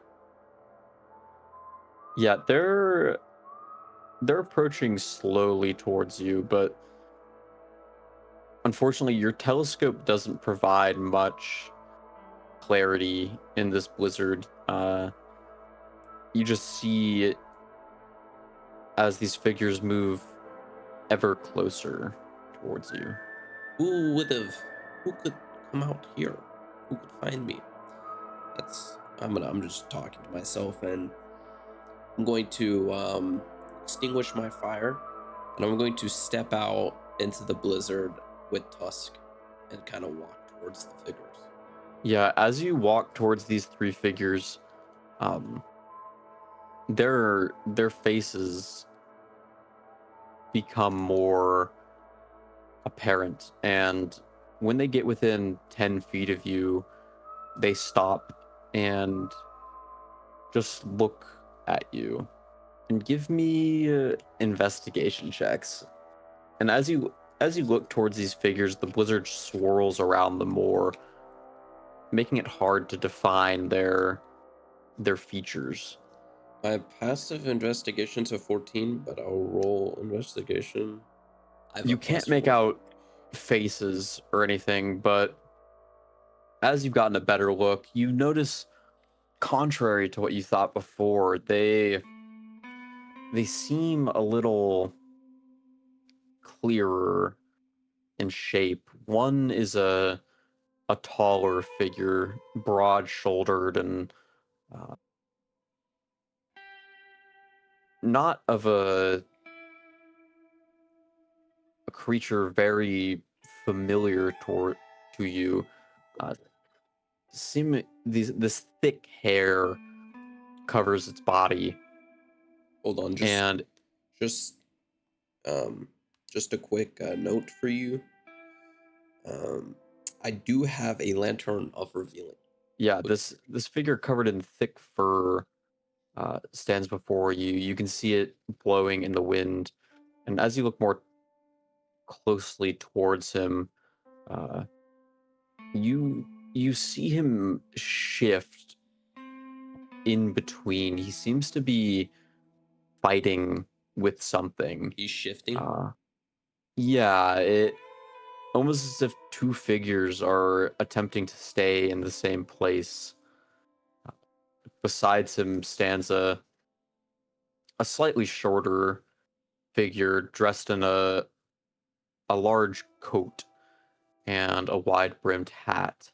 Two pistols sit at his sides, and there seems to be something glowing coming from his back as he stares towards you in not anger or like malice, but with curiosity, as if studying what you'll do next.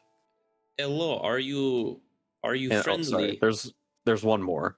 Okay. And to the right of them, this man is shorter than the rest. He walks with a more confident gait to him, and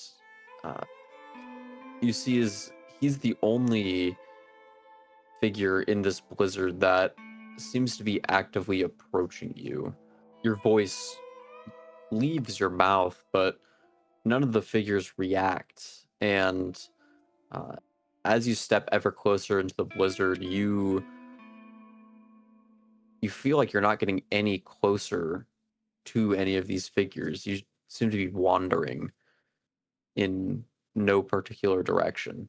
Hello, are you there? Who is that? One voice speaks to you from, it seems to be one of the figures that are fighting with each other, attempting to stand where the other does. It rings out, "You are brave, I'll give you that, but my mother is not to be trifled with." And the figure to the right of this figure that just spoke will simply stare at you with a blank, faceless expression. You look at his face now, and although you can't define any features, he appears to be something you've never seen before. Uh, Scales cover his body, and as you look at him closer, you notice he has thick wings on his back. And again, he just seems to be looking at you with this expression, or so sizing you up and down. Do I know your mother? Hold on. And I'll cast this spell, Dragon's Breath. Okay. It's a range of 15 feet, and it's a cone. And I'm going to touch myself. And then I will, basically, at the end of the sentence, I'll just leave my mouth open and I'll breathe, Breathe fire? Yeah, out of it. Yeah, this cone of fire shoots from your mouth and wraps around these snowy figures. The first two seem to melt into one person and fall into snow on the ground. The second will seem to tip his hat towards you before falling backwards back into the snow. But the flame does not reach the third person, as this figure seems to be pushed away from your breath.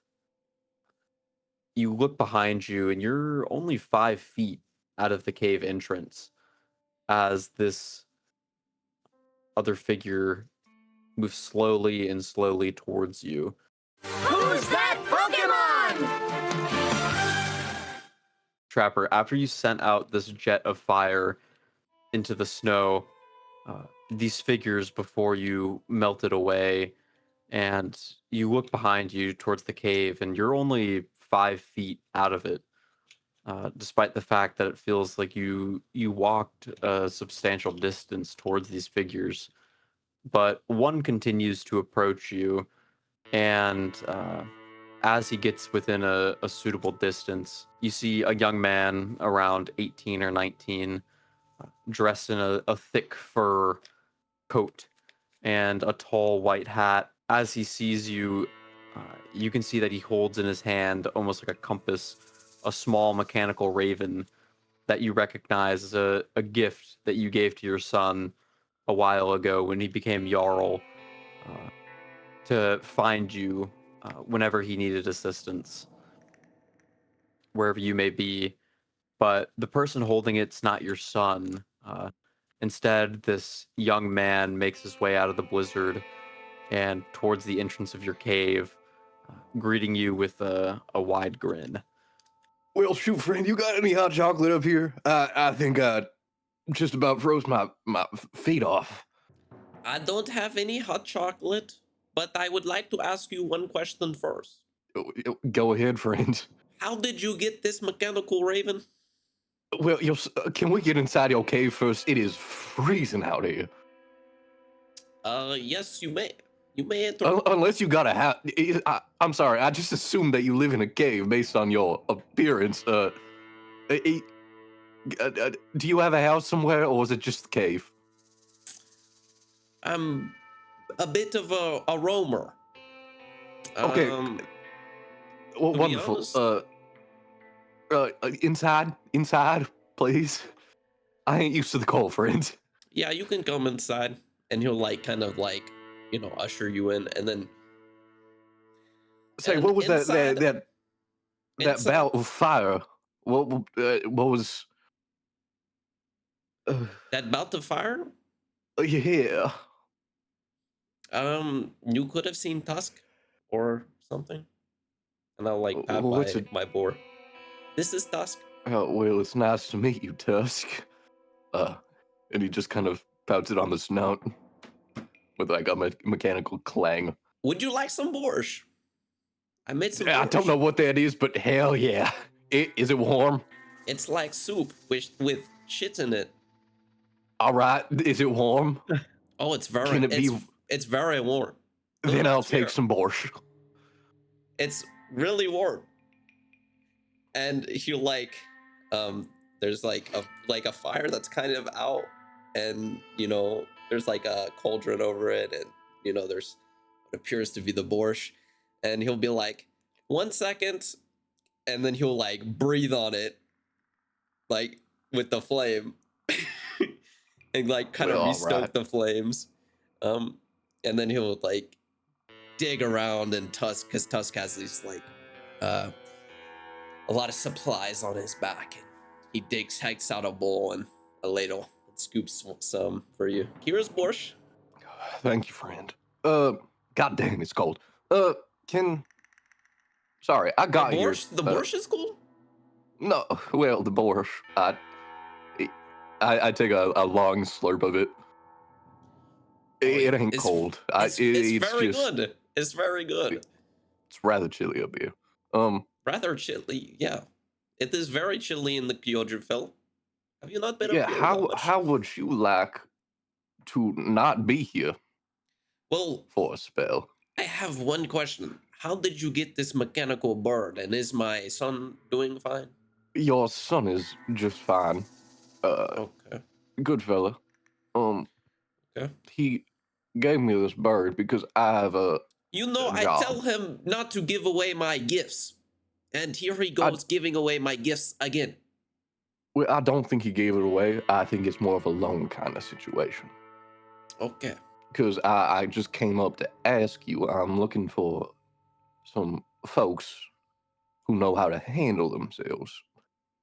And I heard from Thunder in the Valley. Oh, That- Thunder in the Valley. Yeah, I heard He's a that great kid. he had Unlike my son. Unruly child. disproportionate amount of trust in you, considering all he told me about you was that you ride around on a mechanical bowling club animals. Well, I did save his life, but that is a story for another time. I'm pretty handy with my hands and club. Well, that's great, sir. Are you okay with fighting some ne'er-do-wells and eldritch abominations for a time? I would be fine with this. Yes. This is I can give you some gold, although I'm not sure how much good it'll do you up here, considering I ain't to seen be another honest- soul in at least like 2 days. to be honest, I'm not always up here, so the gold would be nice to have, I guess. And he'll kind of like look at your jacket mysteriously, and he'll kind of like reach for the inside of it and kind of like lift it up. Oh, this was my jacket. I made this. Well, you did a damn fine job, sir. How do you like jacket? Hey, only thing that's kept me alive, I'm pretty damn sure. All my jackets keep my clients alive. Never seen it on a dead client. How many? Well, okay. I have lots of clients. But here's the deal. How much money are we talking? 500 gold, if that sounds fair to you. You drive a tough bargain, my friend. But I guess that will do. And as for these eldritch beings, can you please describe some of their features for me? Fucked up. They are fucked up. Do they talk of a mother by chance? I ain't come across too many of them. And I don't think I ever heard any of them talk about their ma. It's Or their all right. mother. It is all a-okay, boy. You look rather young to be messing around with eldritch. Well, I ain't doing any messing. I'm the one making a mess. You understand what I'm putting down? Hmm. Trust me, sir. You ain't got nothing to worry about in that regard. Okay. Well, I must say, I am rather old. I can. The knees do not work like they used to say the least. But I must say, I am still equitable in combat. Pretty good, I must say. And where do we meet you for this mission? You can meet me in Coyote's Rest. Well- You can meet me in Coyote's Rest. Snake bite in. Here's the deal. Since you came out all the way here to find me, and I would feel bad if I just left you out here, I will help you travel back to Durnavir's tomb. I thought I just heard you say that you can't move that fast with your blown out knees. I can move that fast, no, but I ride more. Dusk is great travel companion, and you kind of like pat him on the head really hard, Okay. Oh, well, all right then, I guess. and he'll mount Tusk. Well, I do think we should get going now. The storm will undoubtedly get heavier if we wait here longer. All right, that sounds like a. Not sure if that sounds like a good plan, but that sounds like a plan. If And it's a plan created by me, it's great. So how'd you? Tell me about that time you saved Thunder in the Valley.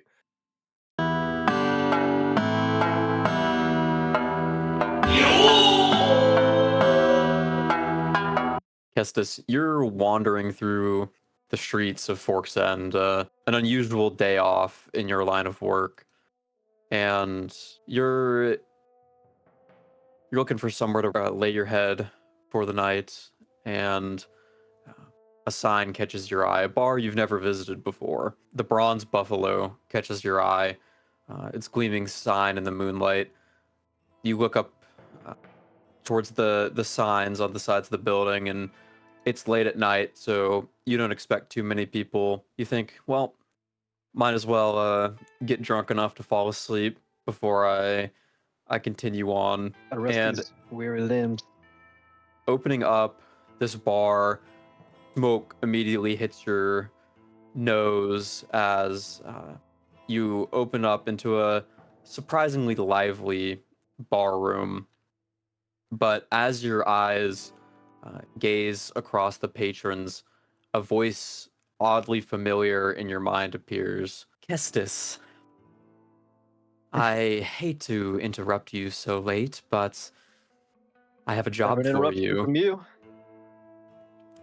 You see that, well, if you could call him a man, and your vision is directed towards a raven Aarakocra sitting alone at a table, smoking by himself. He seems to be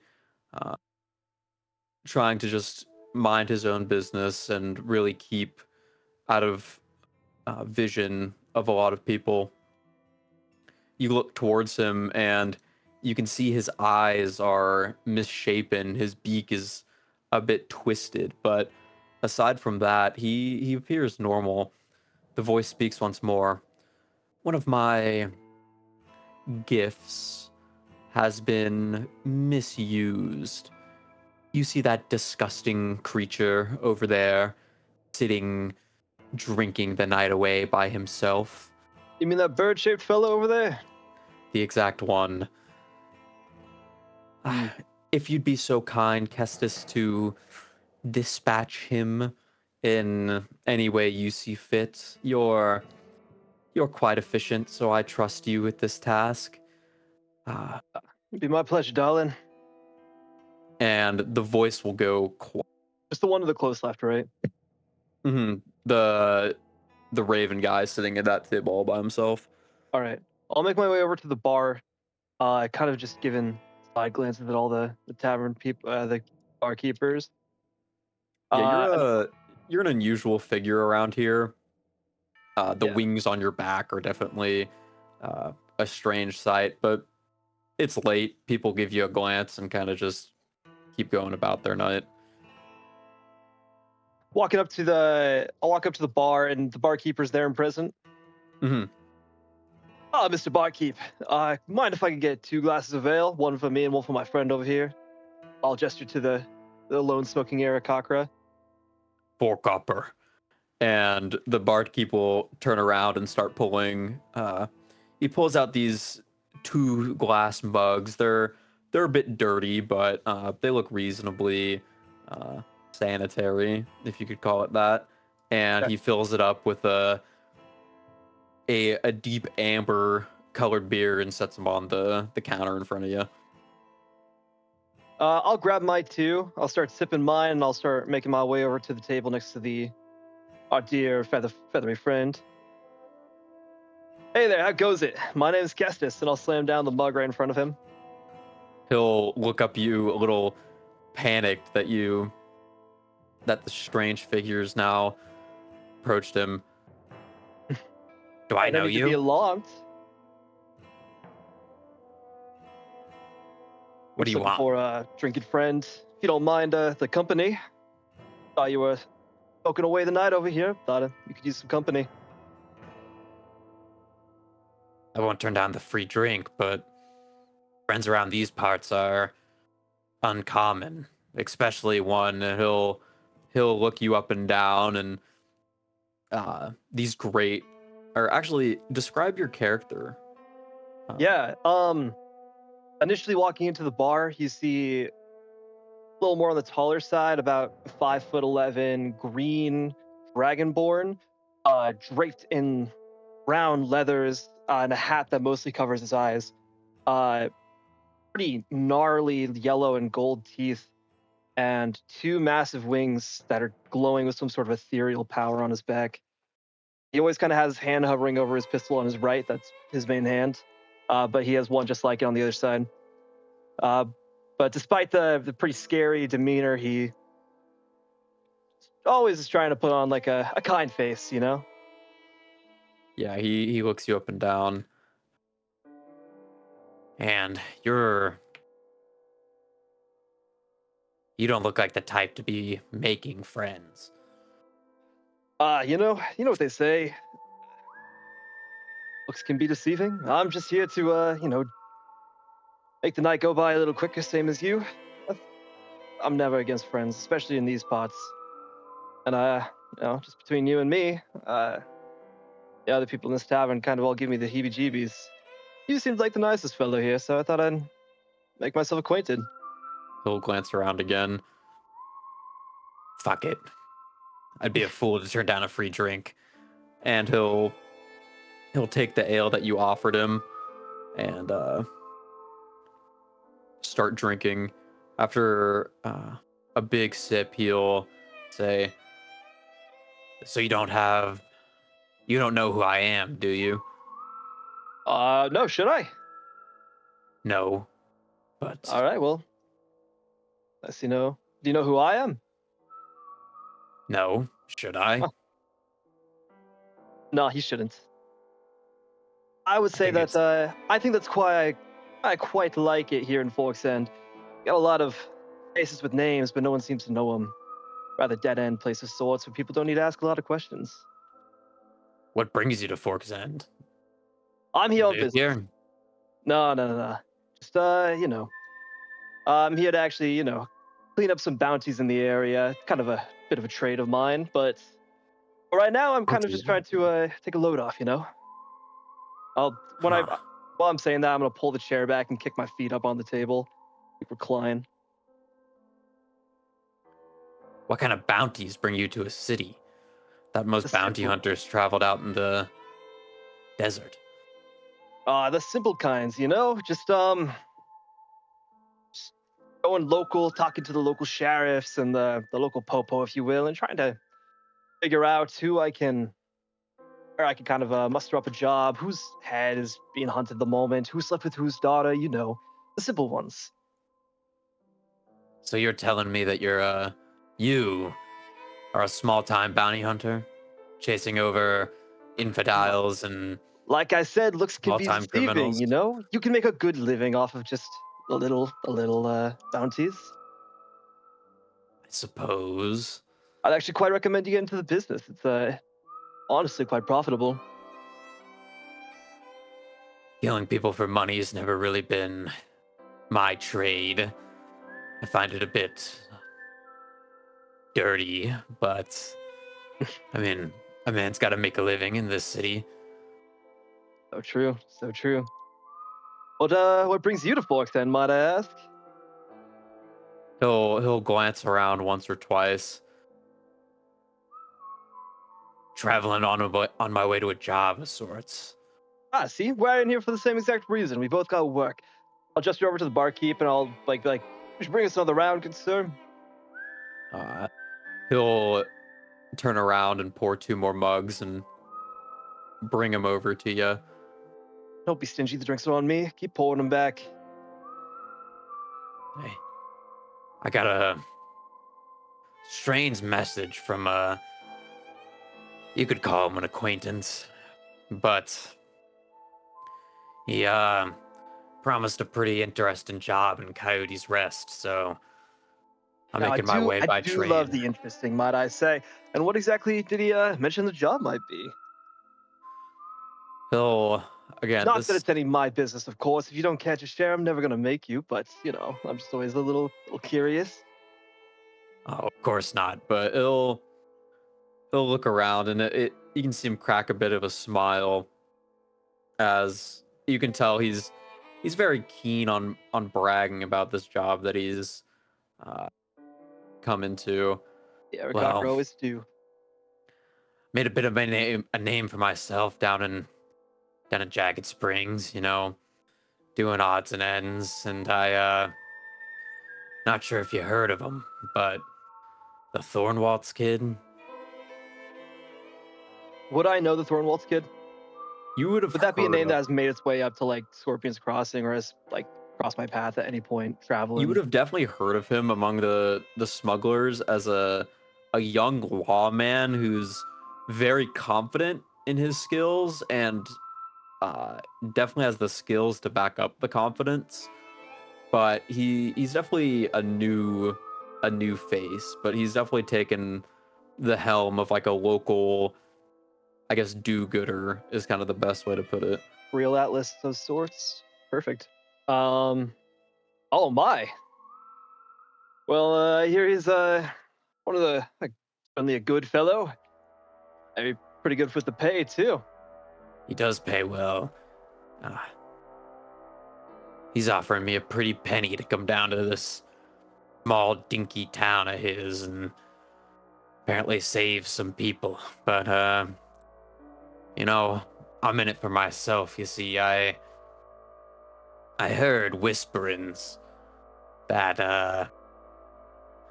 and he'll glance back and forth again, and you see that his eyes are drawn in particular to your wings, and he'll crack another smile.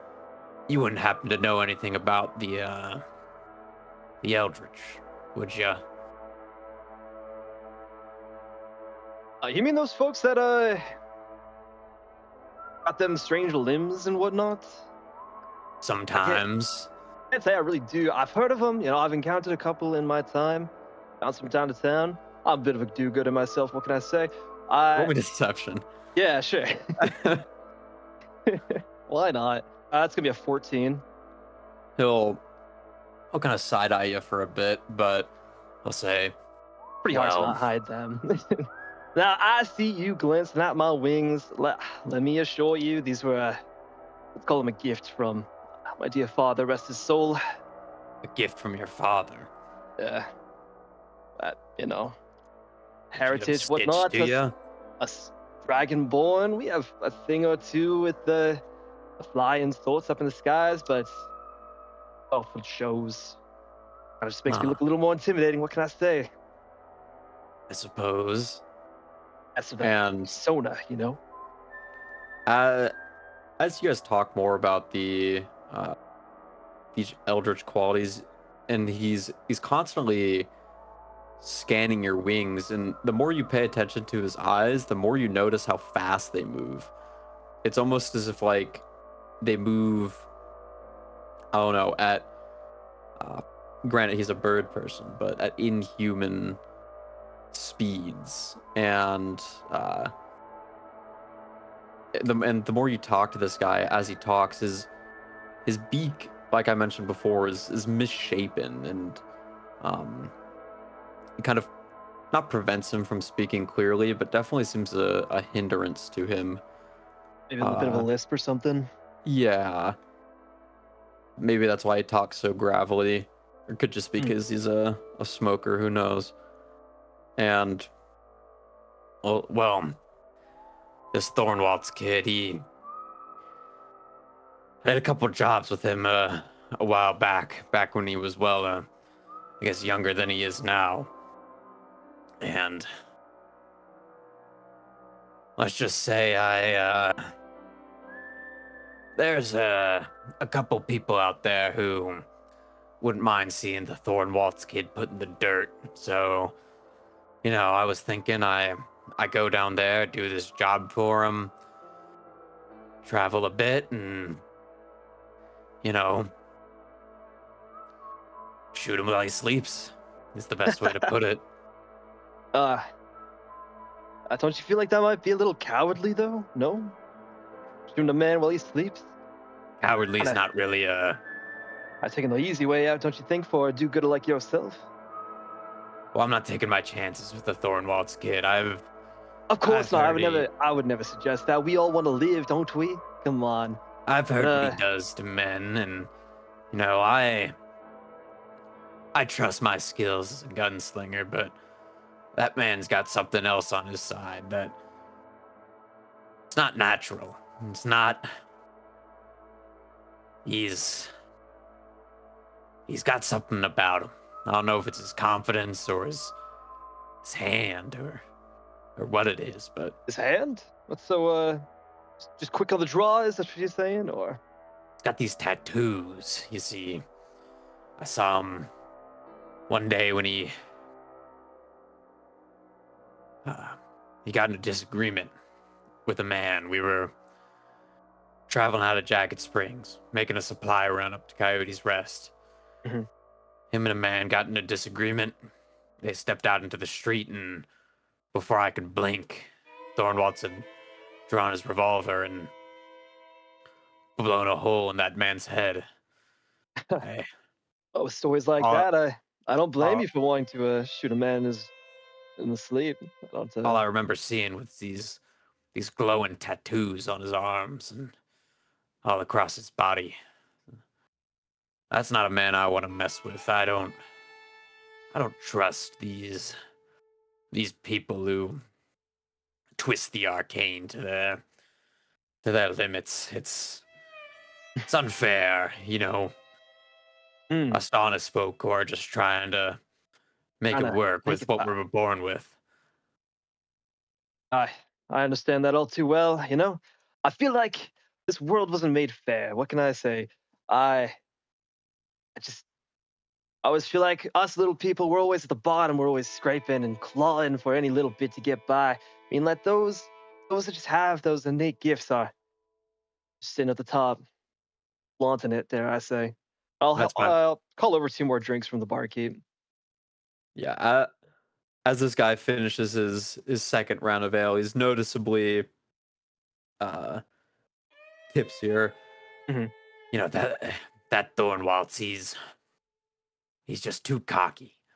I wish I could kill him the second I saw him, but I gotta bide my time. I'll do this job for him. I'll I'll play along, and apparently he's hiring a couple others too, so maybe they're willing to, you know, dispatch him. Mm. Depends if there's other folks like me who the Thornwalds trusts. But if it's a bunch of no good goody two shoes, Your odds I on don't looking know. too in your favor then. But I don't know how many friends the Thornwalds kid has got. I'd say probably as many as he has enemies. I reckon you're right. Uh, you know what? Where are my manners? I never even got your name. I'm Kestis, by the way. I don't typically give out my name, but and he'll stretch out Together, this we drink this together, we might as well share names. he'll stretch out this clawed hand. Ventus. Pleasure to What- meet you. Ventus? Ventus. Ventus, it's quite a pleasure. Give me a history check. It's a 7. Yeah, the name kind of rings familiar. You, in your time, like the couple of times you've been in Forks End and around some of the metropolitan areas, you can't really place where you heard it, but you think in uh, it's He a name mentioned that he was was kind of from like Jagged Springs, right? So he probably yeah, it was a name that was like tossed around a couple bars that you've been in, and uh, you don't really remember what they were saying about them, and if that really leads to anything, it probably wasn't important enough for you to remember. But you recognize the name, and putting the name to the face, you kind of remember like, oh, like I realized that he was an Aarakocra, and that kind of confirming what he said earlier about him, just doing these odd jobs and things like that. Uh, I guess if anything, you just heard he's pretty well off. If anything, he's been an established like mercenary for a while. Ventus. Ventus. Now I think about it, I have heard of you. You were You have? I'll kind of like I'll lean back a little farther and I'll like put like a clawed finger to my chin. I'll be like, "You're that merc. That's rather talented, aren't you?" I haven't heard much about you just from bars that I've bounced around from, but I think I've heard that name before. You have any good stories you care to share? Good stories are hard to come by, and he'll think for a bit. There was Any this time where our time. brave hero has won, taking what it belongs to him. Hmm. You ever heard of a group called the Order operating at a Coyote's Rest? I've heard that name once or twice. Would you believe me if I told you I once went toe to toe with one of their caravans? A whole caravan to yourself? Well, there was only two members of the Order, and that his name misplaces me. Something the Relentless or the something. He's a bugbear fella. Big Bugbear fella. big sucker. Luckily he wasn't there, but I tussled with a caravan or two from him.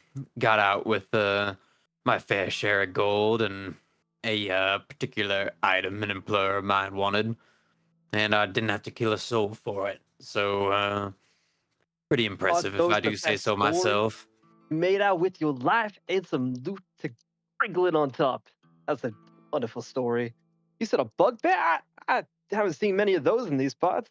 No, he's apparently he's from down south. Down south. Heard I- he made his way to Devil's Rest, and no one's really heard of him since the destruction. Ah, yes, destruction. Well, that's quite interesting. He sounds like an interesting fellow. One I hope to never cross.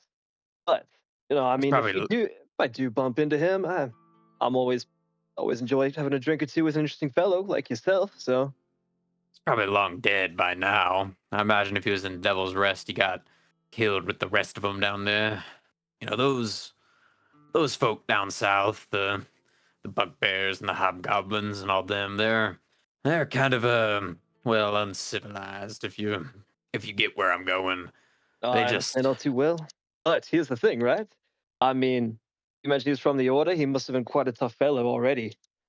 I I can't guess so. imagine what he might might have gleamed or grown from if you did walk out of that hellhole. Well, they still operate without him, so it couldn't have been that important.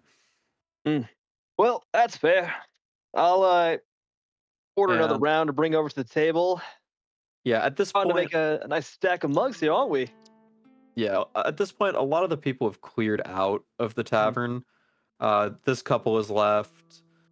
Um, this woman over here is left, and then same with this man down in the corner. The only people that are left is the barkeep. This man's basically he's sitting at the bar, but he's slumped way over, and he's holding on to this mug, and you see him take like a strange sip from it every once in a while, but he's pretty out. And then this man over here kind of sits quietly, and he seems to be in like not too drunk, but just minded his own business and staring off into nothingness.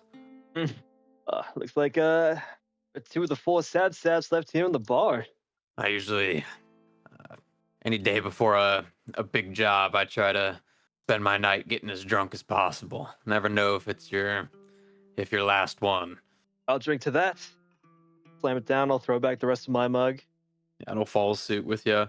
So, Kestis, what really brings you to Fork's End? I feel like, I've told you a bit about myself, and I feel like you're not some small time bounty hunter.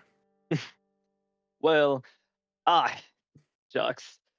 I warms my soul for you to be so intrigued in little old me.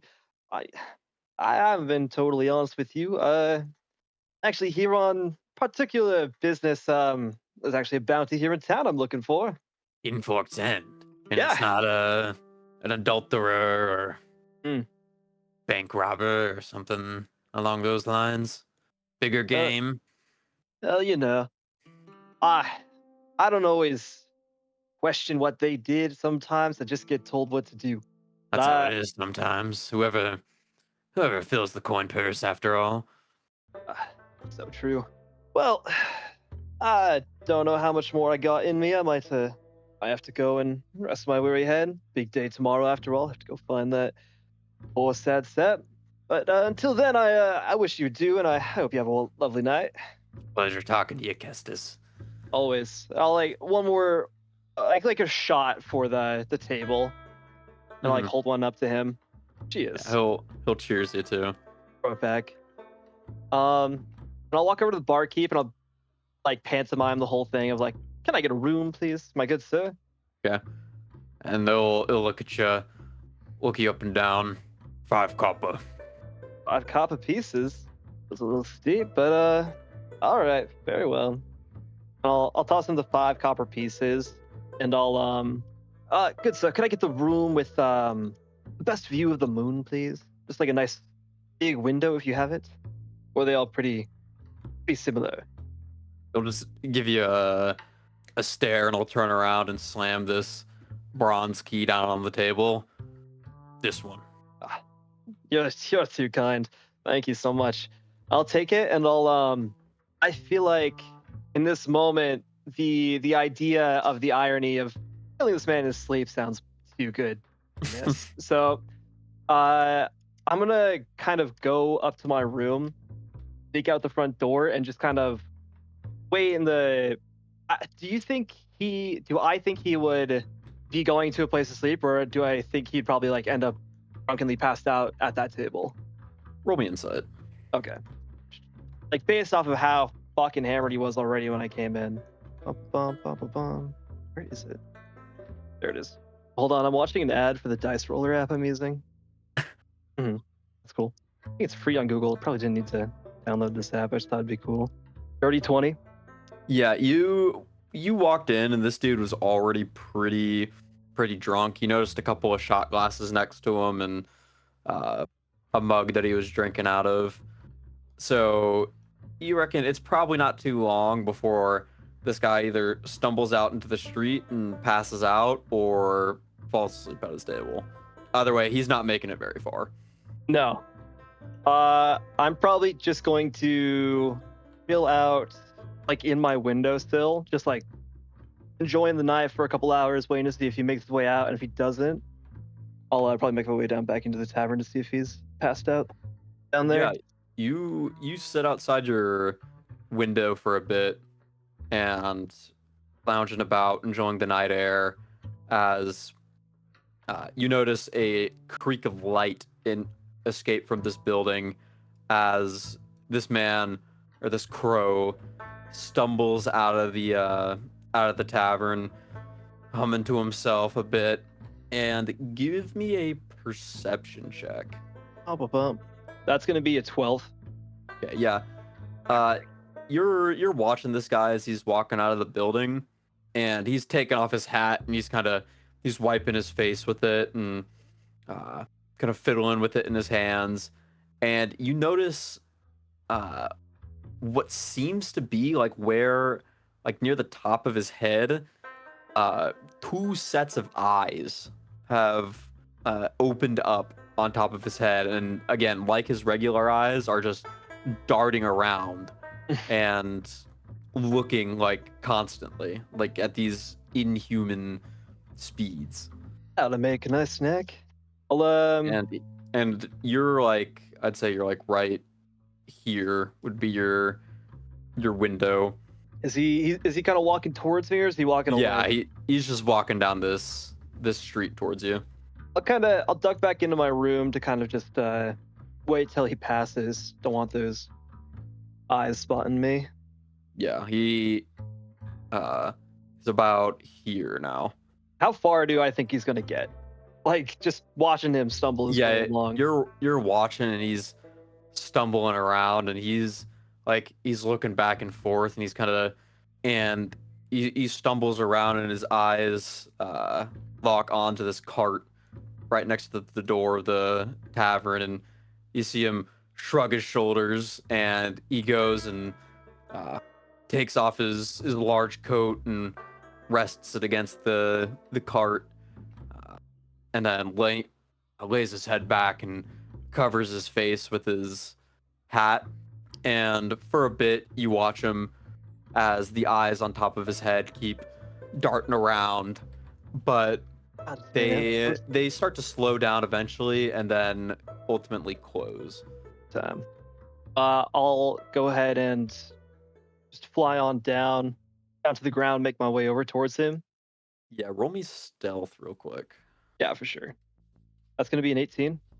Yeah, you almost owl-like float your way down to the ground and land next to him. You're pretty learned enough to not have your boots like clack against the ground as you land, and brace your impact as this man doesn't even stir from his deep drunken slumber. I'll make my way up to him, and I'll just... No, you weren't too bad of a fellow. This will make this quick. I'll just put my pistol right up to his head and fire. Yeah, you put your gun up to his head, and almost the instant the steel touches his feathers, you sense him start to move, but you're too quick. You pull your trigger and just slump this guy against the carriage. You notice as the hat flies off his face, and these eyes will open and start rapidly spinning around his head and peer onto you before slowly starting to slow down and lie still. All right, friend. Ain't nothing personal about it. It's business, like you said. Once again, the voice in your head will pop up. Efficient work, Kestis. I'm impressed. Or Kestis, sorry. You know, that poor fellow. I gotta kill all of them, especially the kind of cool ones. He wasn't that bad. I know you say he's a failure, and The abomination, kind all of that, cool but ones. you know what I mean. All right. I do not know what you mean. My bad. You're right. You got a deal. I won't short you. At No, least I'm glad I got impressed a with drink in before. I'm impressed with your work. You move fast and efficient, and it goes quiet for a second, and you feel as it's almost as if your brain is being, I guess, growing and changing, and and then this voice will respond to you once more. I've made a little modification to your mind. You know that never gets old. As long as you're not killing people while they sleep, you should be a little more, how do I say it, quick at the start of a fight. Be able to piece things together that other people may not see. Well, you know, I do appreciate that. I really do. I guess time will only tell when that becomes useful. Where are you traveling to next, Kestis? Now, you know, this man, he was mentioning something about work over in Coyote's Rest, and I was thinking to myself, well, if there was a meeting place for more folks like us, then where else than Coyote's Rest? And I'll start digging through his pockets for like that note that he was talking about. Yeah, from you search through it, and it's this fine piece of parchment, and it looks like it had been stamped with a wax seal of a rose on it.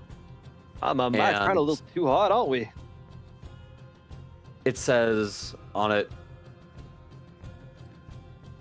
I don't know if I can do the Thornwalt's kids voice. Dearest friend, poor Aidan's gonna be so sad when he hears my butchering of his character's voice. Dearest friend, I hate to write to you so hastily, but I don't quite know where you'd be at the moment.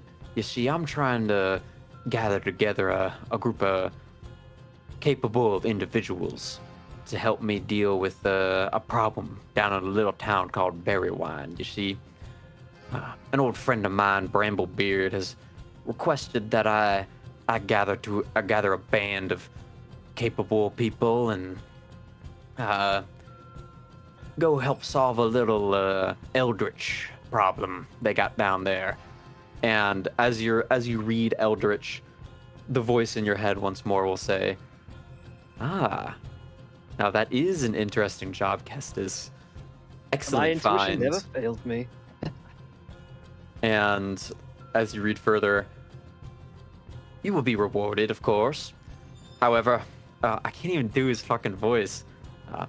However, I'm just gonna talk in my normal voice. However, a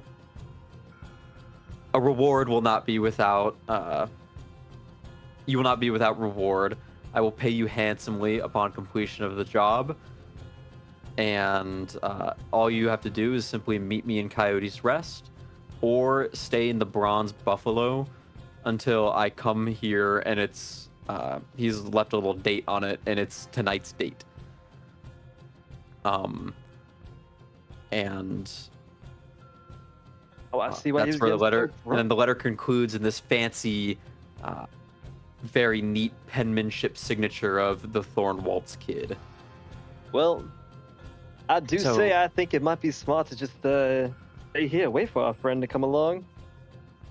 You wish to speak to this Thornwalt's fellow? Well, if I'm going to be working with him, I might as well put my best foot forward. And I suppose what so. better way than showing After you just some killed his bereavement for his good friend here. pet. Did you Oh. even know this man's name before you killed him? Ventus? Ah, come on, we go way back. But Uh-huh. I would Because you really like to make friends with people, don't you, Kestis? I call them one night stands actually, but Uh-huh. you know, now and then. You will Just never something fail. about at the moment Surprise before, me. just getting to know the person before the light goes out. Just kind of brings Yeah, a little but bit of joy to before you put a my bullet in their brain. I didn't know you were such a moral beacon. I'm Goodness and not. kindness. I just Well, then why are you questioning how I do my job? You said I was efficient. because it makes you tick. You always know how to get under my skin. I suppose I- so. I think it's best to wait for the Stonewalls kid, though. I mean, at worst, I'm gonna fight him when I get over to Coyote Springs. At best, he brings me along with him. Wouldn't that be nice? Would it? Another friend for you to kill in the night. This one's a little more not as temporary. I mean, he's got a job, he's got a reward, he knows where an eldritch problem is, something you and I got a shared connection to. I think this guy might be sticking around for a little longer than just one night.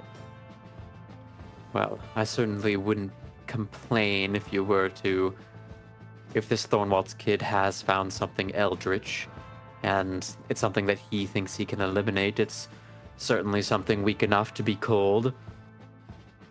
Very well. Big- I feel this job will be useful for both you and I. Get you some spending money and further my own goals. Now, this is why I like working with you. You see reason. I also don't think I can kill you in the middle of the night. Likewise, Kestis. And the voice will go silent once more. All right. I guess I'll. Are you just gonna wait near this guy's body?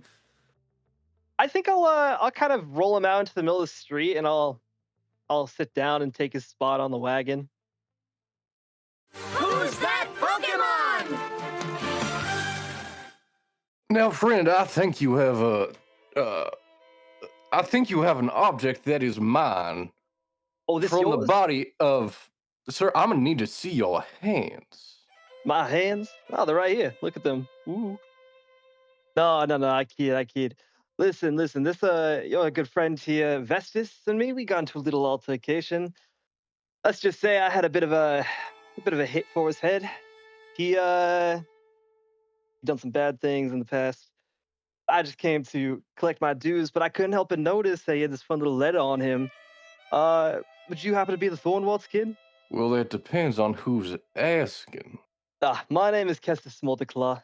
Pleasure to meet you. I'm just a bounty hunter. Out from town to town, righting wrongs and dealing with who needs dealing with.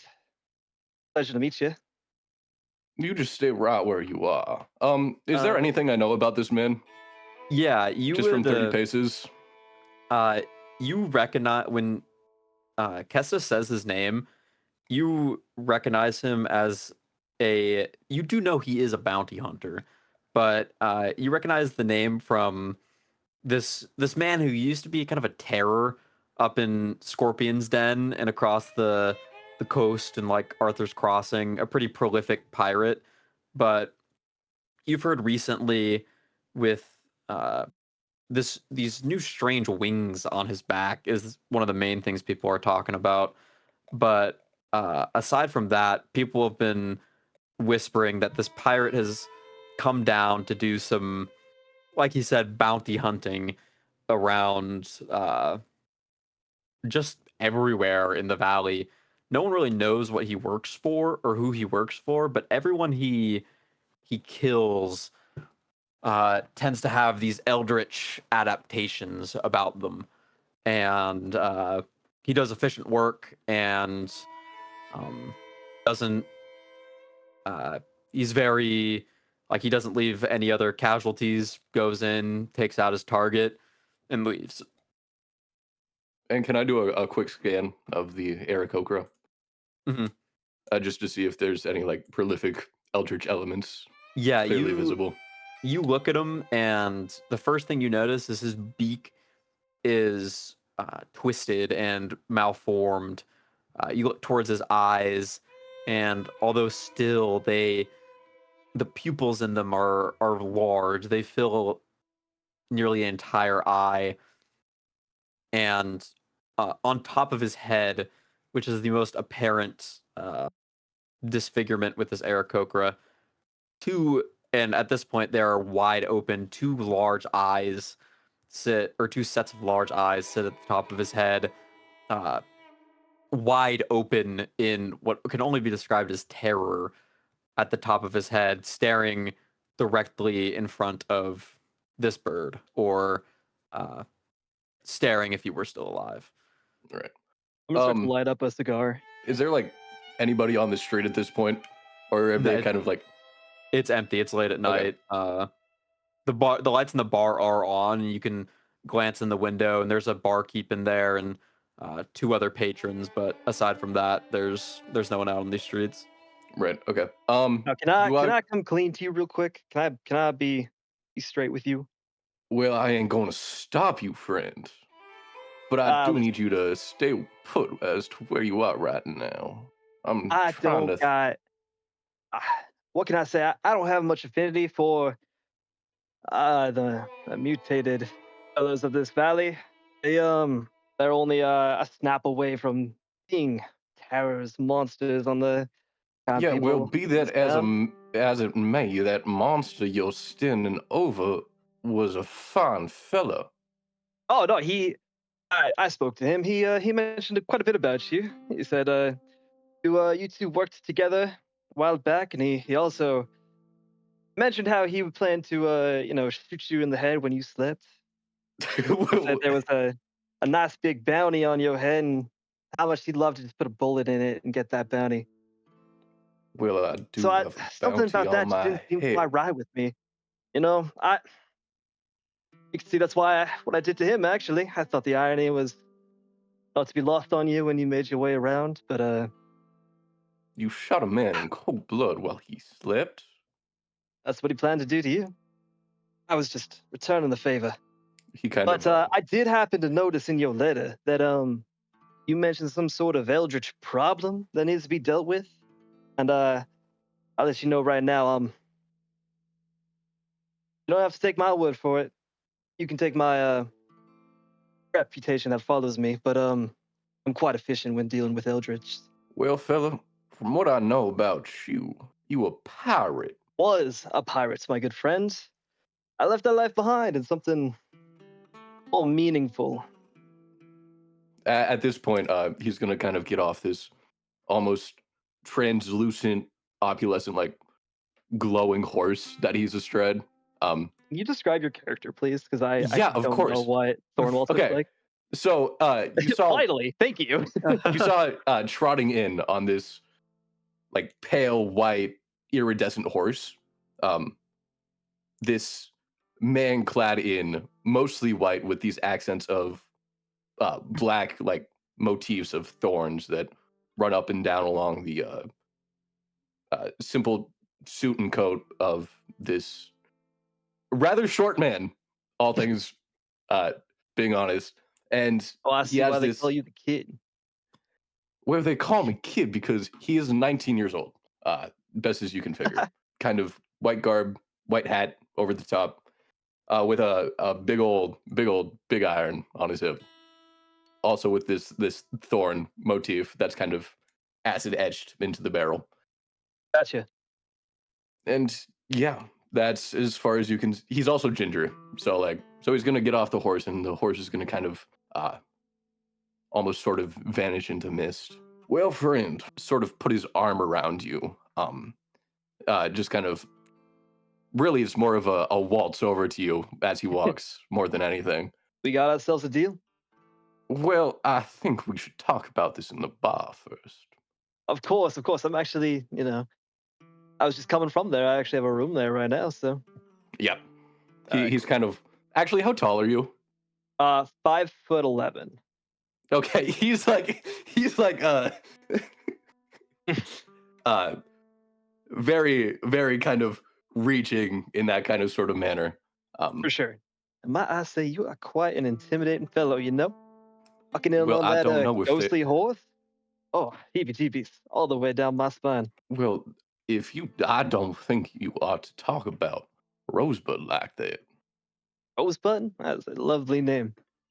I don't mean no disrespect by it. I just commented what I felt.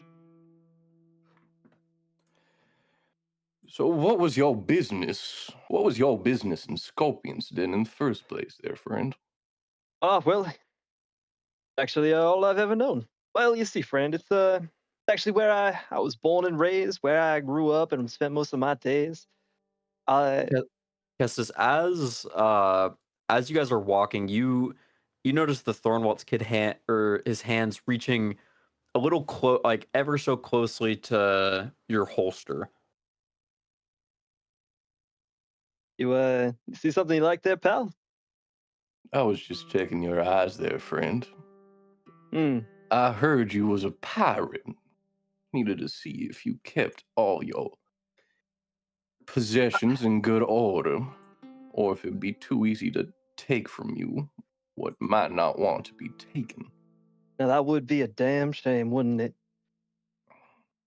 No, It no, no, no. just might. I left most of that life behind me, like I said. I grew up in the Scorpion's Den, raised not by the best of folks. My dad was a charlatan. My mom died before I could even make a memory. So, I just did what everyone else did, but what can I say? I was a little better at it. I made a little bit of a name for myself, but after a little bit of a crash and lost some men, I decided I wasn't about that life anymore, and I just decided to And make you merry with switched the to law. killing what I know as good men in their sleep. I failed to see the reason why I would invite you on Good this men in their course. sleep. Now you don't gotta believe me, but that man out there, he was worse than pond scum is what he was. I don't know what you knew him for, but he's fallen a long way, friend. Do we kind of enter the Oh. saloon at this point? Absolutely. Like, Yeah, you guys. I'd are like to outside give it. a wave to the bartender. I go, yeah, how's it going? I'll leave a He'll- bartender too. His eyes will peer up and he'll give a bit of a grunt and walk over with 2 full ale. It's on the house, and he'll walk away. All right. How about this? Game of cards. Ain't never done me wrong. Oh well, You win, be come kind. along with me. Get full pay. You lose, you still come along with me, but you get half pay for killing a man that I initially sent for this job for. I like the cut of your jib. I'm in. He's going to pull out from his bag this deck of cards that he just kind of flourishes with a very practiced ease. You know how Las Vegas dealers do those kinds of Yeah, straight up the like waterfalls and the bending fucking reality with their cards. yeah, he's doing that. Yeah, Yeah. I know what you mean. I might be a little outclassed here. I can't say though I grew up around smugglers and gamblers alike, I never really took to playing cards Well, too much. I think you should know I grew up with, unfortunately, the best gambler that there's ever been out in the West. I lost more than my fair share. But I did learn quite a few things. Can you roll me like history or insight, Onyx, on that, Sure. on the best gambler in the West? +2. Are you talking about who I think you're talking about? In Yes. okay. Natural 20, so Oh yeah. 20. Ooh. Insight versus the history. I'll go with history for 22. Okay, yeah. When you think of best gambler in the West, your mind automatically goes to a halfling by the name of Tommen Graves, or better known to the Valley as Naughty Tom. He's a very prolific train robber and gambler and just all around charlatan. But yeah, he's very well known for his, I guess, skill in gambling, although no one can quite pinpoint whether that skill is legitimate or not, or whether it comes from his swindling or his genuine skill. Would I know if he's alive? Yeah, he is alive, yes. Would you say his name was? Tommen Tom? Graves. Or Naughty Tom. He's better known as Naughty Tom. Now, are you telling me you grew up with Naughty Tom? Or are you his son? Well, I do think he'd be quite amused at that assumption. However, that is my brother, not son or father. I guess it would be. Yeah, Gotcha. he is my. Unfortunately, he is my brother. I see that. Two sides of the same coin. Is that the your I guess dynamic? I guess you could say that. And he's going to kind of start dealing cards. My interest you only grows with our conversations. Well, Thornwall? you ever? I know you've heard of the Thornwalls, kid. Do you know how I got to be so prolific in my craft? Hmm. You know, most of what I heard was just I hate to use this word because it seems a little derogatory, but a do-gooder, just helping others. But I don't really know too much about you besides that. That's what I do. That's not how I became who I became. Well, then please enlighten me.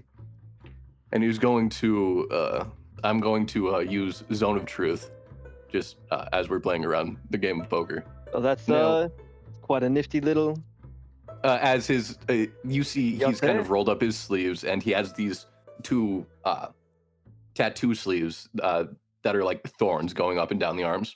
And as he does this kind of single flourish with the cards, they light up this same kind of iridescent white that his horse was, and his eyes go shot white for an instant. Yeah, zone of truth. I'm gonna need a. You can choose to fail it, or you can do the save. DC 14 whiz. What we Now doing? for- Seems What's a up? little Now this ain't about the game of poker. Oh, of course. You said cards, not arcane. He'll choose to fail. Okay, cool. That was kind of the test. He goes, "Is it true that man said that he was going to shoot me in my head?" Well, I slipped. Verbatim. Well, listen, if I'm being perfectly square here, I wasn't the words they used exactly. Now, he said first he was going to finish the bounty, then he was going to turn your gang against you, and then shoot you in the head in the middle of the night. His words exactly. Well then, my friend, and kind of this vestige of light that's kind of on his arms fades, and the zone of truth drops. He goes, "Seems I owe you a favor." Just allowing me to tag along and partake in your little crew. Oh no, the game of favor poker's enough. still on. Your favor is that I'm going to show you my cards. He kind of flashes you his hand and then kind of folds it back up. DM, I'd like to cheat at this moment, please. I'd like to. Okay. I'd like to take from the top. Yeah, I'd like to roll sleight of hand.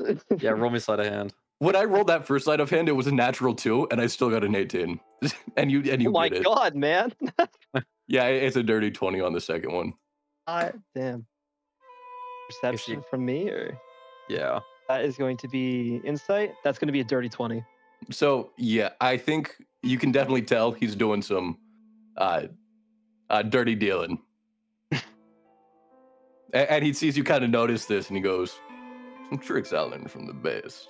I see You that. got quick eyes there, friend. Hey, you know what? You just with your little sleight of hand earlier, I've been forced to be a little more aware of your. Do we want to re-deal here, or Well, as I see it,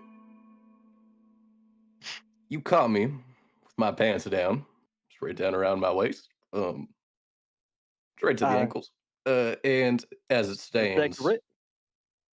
I don't know what's in my hand now. You don't neither. No, So, fair play. fair play. We'll play on.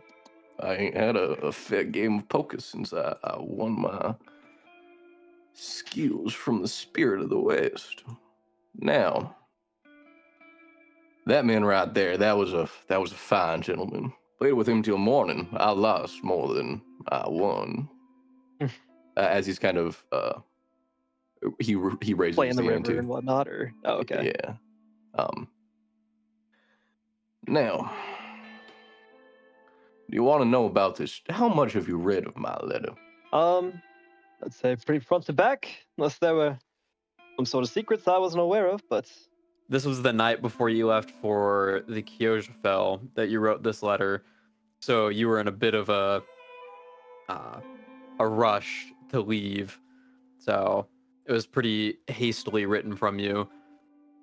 But yeah, you described how a man by the name of Bramblebeard who was the mayor of a town called Berrywine down south, had given you a job to go eliminate some sort of eldritch threat. problem. Where's you're coming from, if you don't mind me asking? I just got back from Den's Ridge? a really cold place in the north. The A Kyojafell? hell of a well, I'd say it's even further north than that, right? You guys went up a little north to go get Trapper. Even further north, my. my friend. Yeah, I was pissing ass. Hell of a time. I'm glad you're on the other side of the table. No offense, but must be ripe. As it stands, friends, how's a night of a bit of carousing? I've been on the road for a good long while here, Mm-hmm. and I need some at least tonight. Sounds good to me. Already got a room all Well paid then. for and everything, so I'm covered. Well then, Johnny boy. He kind of waves the bartender. He'll give you a glare, but he's listening to you. Your finest scotch for my new friend and I. And he'll go into the back of the bar, and he'll walk back with this. It's honestly a very clean bottle for what you know the Bronze Buffalo, and he'll even take it out, take a reasonably clean rag too, and wipe the dust off the bottle, and uncork it and set it on the table. It says, "Thornwaltz, you keep bringing these people into my bar, and Hey, I didn't bring this one. This one was here all on his own. He got here before me. I brought my. However, I will be spending the night in his room. I And that's see. it. You bring some shady characters around here. You know I try to keep a good reputation." Well, I'm sorry, friend, but what's life without a little bit of gray mixed in the middle? I guess you're right. And he'll set the scotch down on the table. You I boys see have a fun you night. cleaned up the mess I made last time I was in here. I do see a little bit of he kind of wipes his finger along like the back of a chair. I think that was me. As he kind of pulls away a bit of red blood. And Yeah, that was red he blood. gestures towards his piano. You know how to get a new one of those, right? And they aren't cheap. Well, in that case, let me test it out for you. And I want to kind of start doing like a ragtime jig after I take a couple shots. Yeah, I'll roll me bust out my performance. harmonica and I'll start like fiddling along with his ragtime jig. Did you say roll performance? Yeah, both of you guys. You guys can have Alright, okay, advantage well. too. Okay, 18. We rolled higher than a 4. That's gonna be a 14. Okay, yeah, you guys play honestly a pretty groovy tune. The two remaining patrons of this bar, the guy who's over here basically slumped over, he perks up a bit hearing the music and then kind of just faints right back down. But you see as the guy off to the east side of the bar, he starts tapping his hand against the table and is clearly appreciating the free entertainment. Is that what you guys are doing? Just going on a And like fucking everyone's bender? face is fucking Lenny. Of course. Yeah, so after your ragtime bit and an entire bottle of scotch, you guys stumble out of the Bronze Buffalo and make your way all across Fork's End through various gambling halls and probably houses and There's a scene where you have a bottle on top of your head and I shoot it off. And there's a scene where I have a bottle in my hand and you shoot my hand and I go, ah! And then I just kind of heal it back up with my lay on hands. Fucking Christ! Like you pierce a bullet through my wing. Fuck. Oh, so I forgot. Sorry, I forgot those were there. I ain't got a mind of their own. It's fine. You guys wake up in an alleyway in Forks End. It's around noon by the time both of you guys start to open your eyes and And what's start that? to up, feel your head just absolutely splitting from this hangover that you guys have. The people bustle around and give you guys weird looks as Kestis, you're missing a boot, and Thornwaltz, your coat is now turned inside out. You guys get a few weird glances as you're passed out in this alleyway at 12 o'clock in the afternoon. I kind of, I'm gonna pat Kestis on the shoulder and use 5 points of lay on hands to cure the poison condition. If you'll allow me to get rid of his hangover like that. Absolutely. And I do that to me too. And I go, Yeah, Kestis, as he touches you, you feel as if a night's worth of drinking has just gone away in a split second. That is a handy piece of magic. Woo. well, it is one of the many benefits that I acquired. I'm not sure if I told you, but by this point, I don't remember. Meet me in Coyote's Rest. Snake biting. Don't look the innkeeper in the eye. He don't like it very much. Tell him I sent you, and he should show you to the rest of the party.